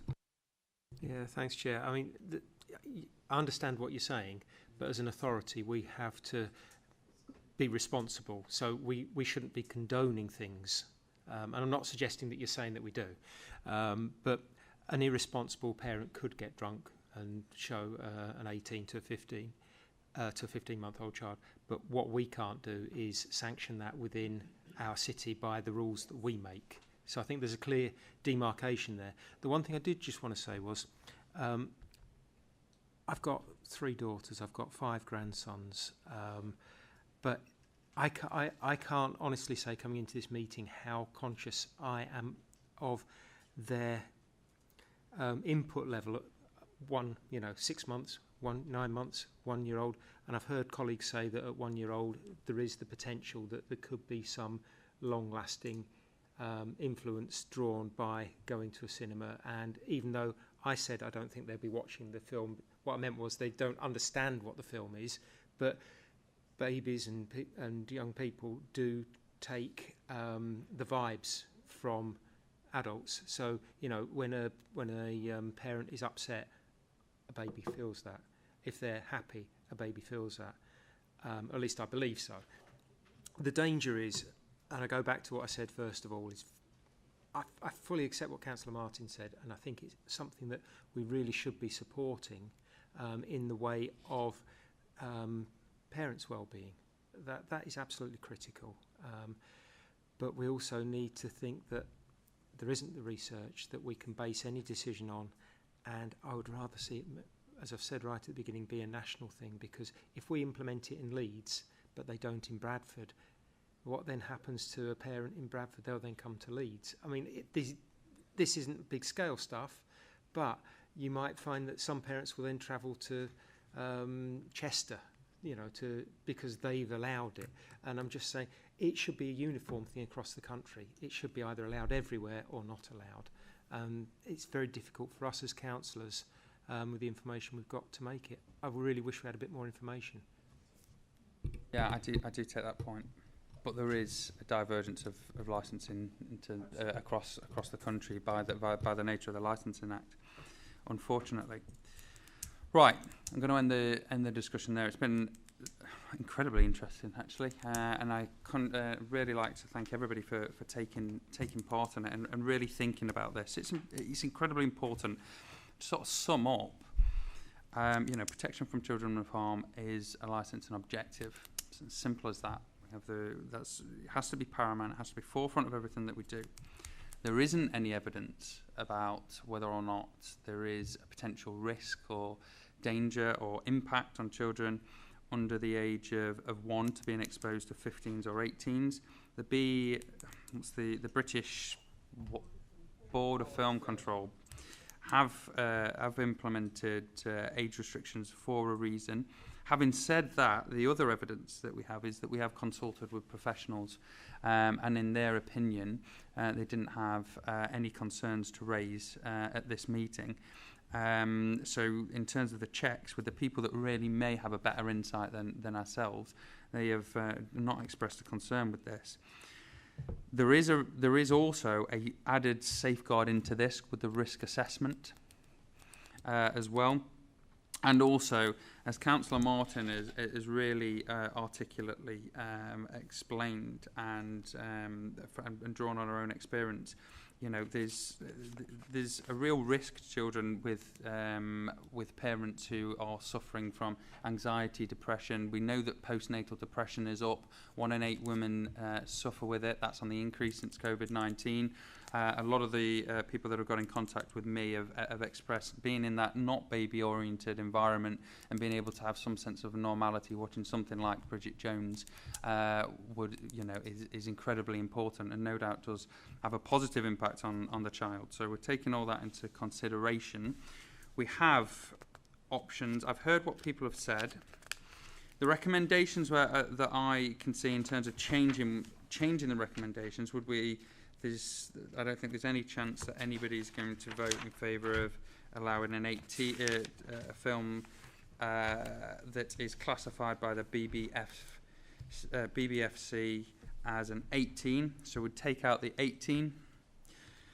Additional information that should be distributed before the meetings before the baby clubs, as a sort of recommendation to the cinemas, and also looking at whether or not there's some sort of a blueprint risk assessment that we could, a template that we could distribute to them as well. Perhaps that's something we can consult on with other professionals, maybe even charities. I don't know. Maybe, you know. Yeah. I know you're going through the recommendation, and it's, to me, it sounds like 15. Is this just for a year trial, or is this going to be permanent? And like the legal officers say, we could be challenged further on down the line? From a legal perspective, Chair, what I'd say is that at any stage a cinema could apply to vary their licence to allow cinema clubs. baby clubs even. What this allows the service to do is to apply standard conditions to those licences, even where there's no objections. If the recommendations weren't approved today, those applications may still come in. And at that point, the licensing authority would have to respond to each and every one and consider each application on its merits. As part of that process, if you agree these conditions and they are applied to the licence, that licence will be permanently changed, as it would with any other variation that comes into place. So that's the reality of the situation, is that until perhaps the law changes or some new guidance comes out in future, that licence would, each licence that we amend in this way would then continue in perpetuity. So you couldn't have a pilot, basically? I'd be very, very reluctant about offering specific variations and conditions that are time limited. Yeah.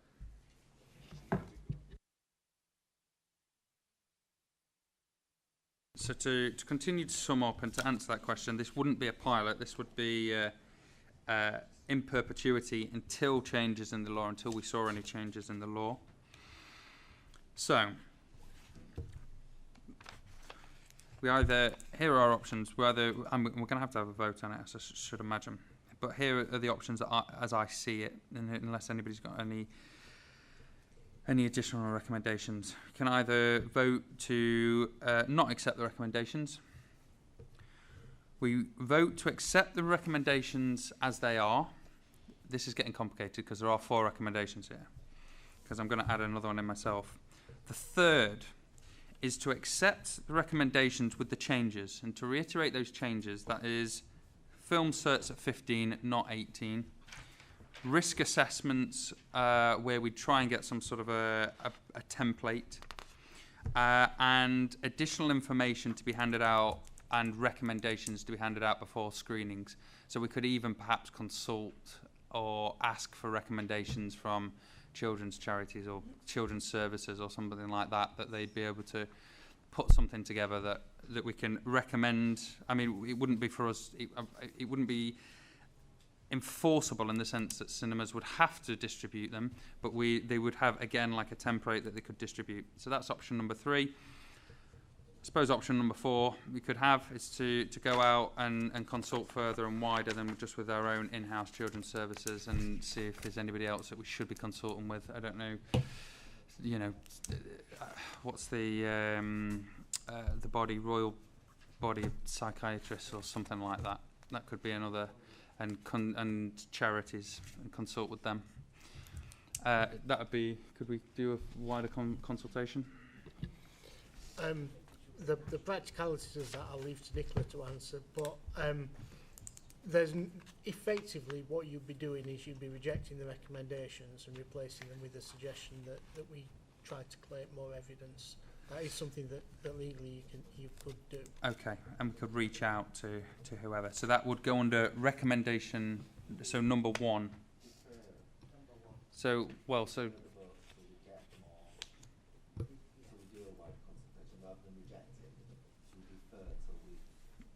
Yeah. Yeah. So we're not saying no, we're just saying we need more evidence. Yeah. Just a question. So if we defer, it might be that we don't get the answer within, I don't know, we might get the answer in 6 or 9 or 12 months.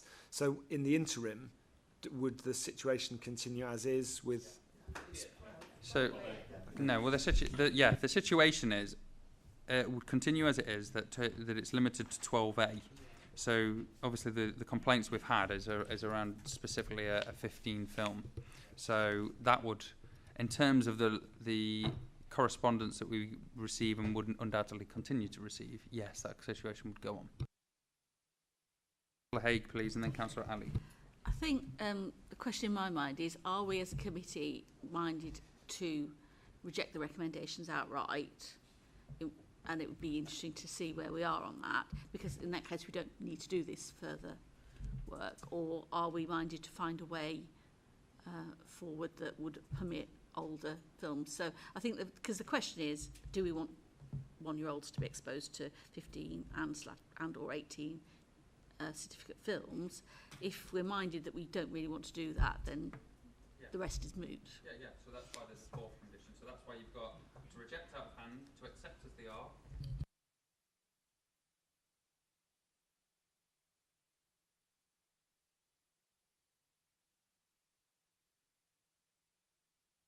Councillor Ali. Thank you, Chair. Parents' well-being, we must support. I agree with that. We know the signs, the symptoms and the outcomes of the parents. And I support number 4 because on children or babies, we have no data at all. What the impact is, whether it's positive or negative, and we need to take that into account here. And as a city, I honestly don't think we're there yet to make this decision without partners, and I think number 4 would be the right thing to do.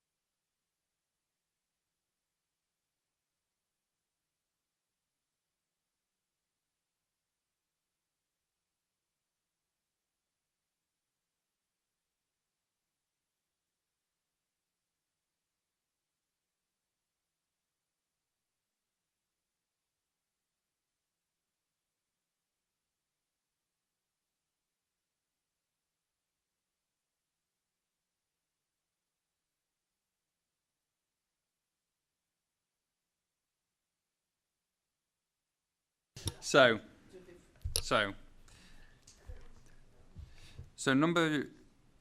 we need to vote on option 1, which is to not accept the recommendations. You need a motion from somebody. Yeah. So look, I need somebody to for number 3. For number 3, which is the amended recommendations. I need a proposer and seconder for that. Then we'll vote, refer and consult. And I need a proposer and seconder for that as well. I mean, I think my issue is that if we don't reject, then I would prefer to have the amended recommendations, and I don't think that what you've just proposed would permit that. No, but I'm the chair and I'm saying that we're going to vote that way. Well, I'm not going to vote for it then. Yeah. I'd suggest opening it up to the floor. Whichever motion is moved and seconded first. Okay. Take that one, and then if it falls, ask for the next one to be. Quick, hands up. Who wants to? Councillor Haig. I'd like to move that we reject the recommendations, because if we do it in this order, then we have a clear vote on whether we want to change what the current position is, and then we can move on to see if we want to then amend the recommendations. Well, it depends who should takes that fall, what depending comes on the vote. on the floor. Yeah. So we need somebody needs to second that. Okay. So we're going to have a vote now on Councillor Haig and Councillor Ali's recommendation, which is proposal, which is that we reject the recommendations. Councillor Buckley's gone. Councillor Buckley's deferred. Right. All those in favour of the motion, which is to reject the recommendations out of hand, please raise your hands.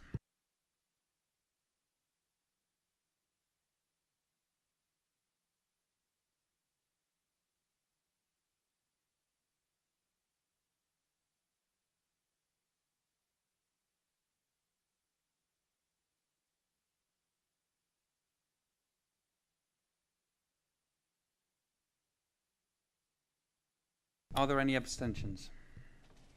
Councillor Buckley. Thank you. Right. Any more motions from the floor? Yeah. Oh, sorry. I'd like to propose the third recommendation, which is the amended one where 15 is the age limit. Okay. Any seconders for that? Okay. Councillor Seary. Thank you. Okay, so now there's a vote on motion, call it number 3 or option number 3, which is to change the recommendations made, which would essentially get rid of the 18 certificates. So no no cinemas would be able to show 18s at any baby cinema clubs. They would be a template risk assessment. There would be recommendations handed out before, like an information leaflet handed out before any baby club. Okay, right. So those in favour of, we'll call it amendment number 3, please. Those in favour. 1, 2, 3, 4. Those against. 1, 2, 3, 4, 5. Any abstentions? 1. So that has failed. Okay. Right. Motion number 4 would be to defer and consult. No, we're not taking a vote on that. It needs to be moved. I would like to raise that because I think that there are other bodies out there that we could have gone to.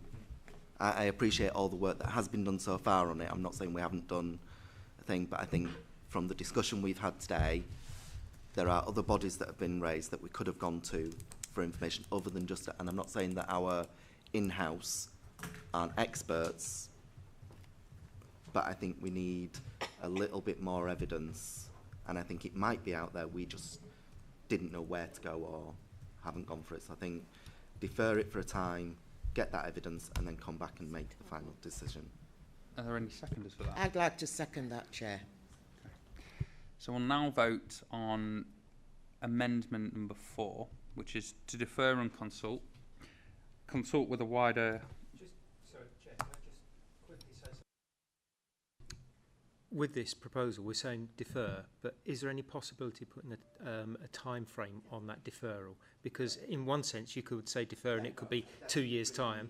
I'd rather it coming back in the next month or 2. Whatever officers think they could do it in. Yeah, no, I'm just saying whatever officers could do, if we could have a guide. I'd say 6 to 9 months, Chair. We will be heavily reliant on feeding this towards the responsible authorities that have responsibility for children, because they'll obviously be aware of organisations and charities out there that can help in this. So it'd be their resources as well. But just on that... Councillor Downs, then I've got Councillor Carlisle. Yeah.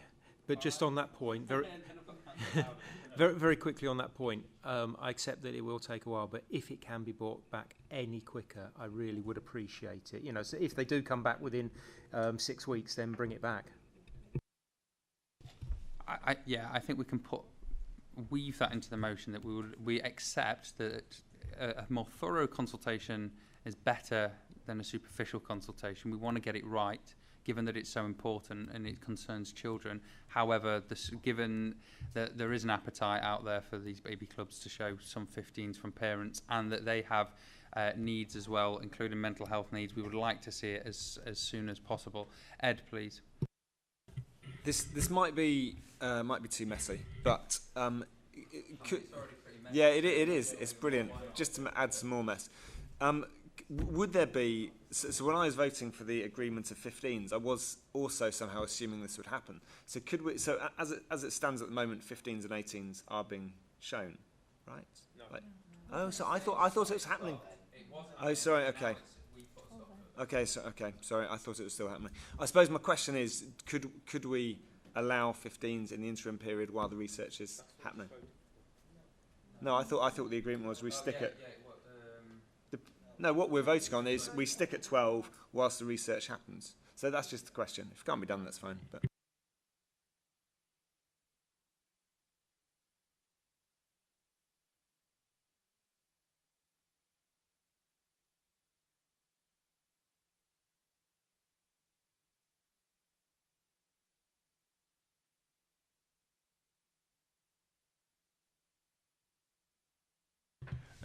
Just in regards to our in-house children and families, whilst they express no concern for the admission of infants of under 1 year of age, I think for me the comments wasn't enough from children and families. So for instance, it might be that to their knowledge there's no detrimental effect of someone under the age of 1 watching that. However, there's strong evidence at 1 year and 6 months. I just needed more information on that for the most part. I'm not an expert on this, and I would like the experts to give a bit more information. So that would be, whilst we're deferring it, I would just like a bit more comments from children and families. Thank you. Can I say that if we do, and I think if we do defer it, can they be invited and requested to attend the next meeting, so that if we have any questions for them, because obviously we're putting questions towards the licensing team, but as we've raised with other things today that we discuss in our reports, the licensing team don't always have a remit to answer those questions, and it's not fair to then be demanding of them the answers when the experts that have put the report, that have helped put the report together, aren't then in the room to answer some of the questions, because it may have been that had Children's Services been here, a representative from them being here, we could have had more information, and this decision may not have ended up where it has done, especially with something like this. But it was proven with the taxi licensing earlier, is highways were in the room, they could have answered some of those questions, and it may have made the discussion quicker for us. Yes. If I could Nicola. just clarify for you, Chair, that we did invite those responsible authorities to the hearing, but we were quite keen to get this report before yourselves, before you broke up, because it would have been maybe June before we could bring it back. And we are having, both ourselves and members are having a lot of representation made to us. So it was just to see if we could arrive at a decision in the meantime.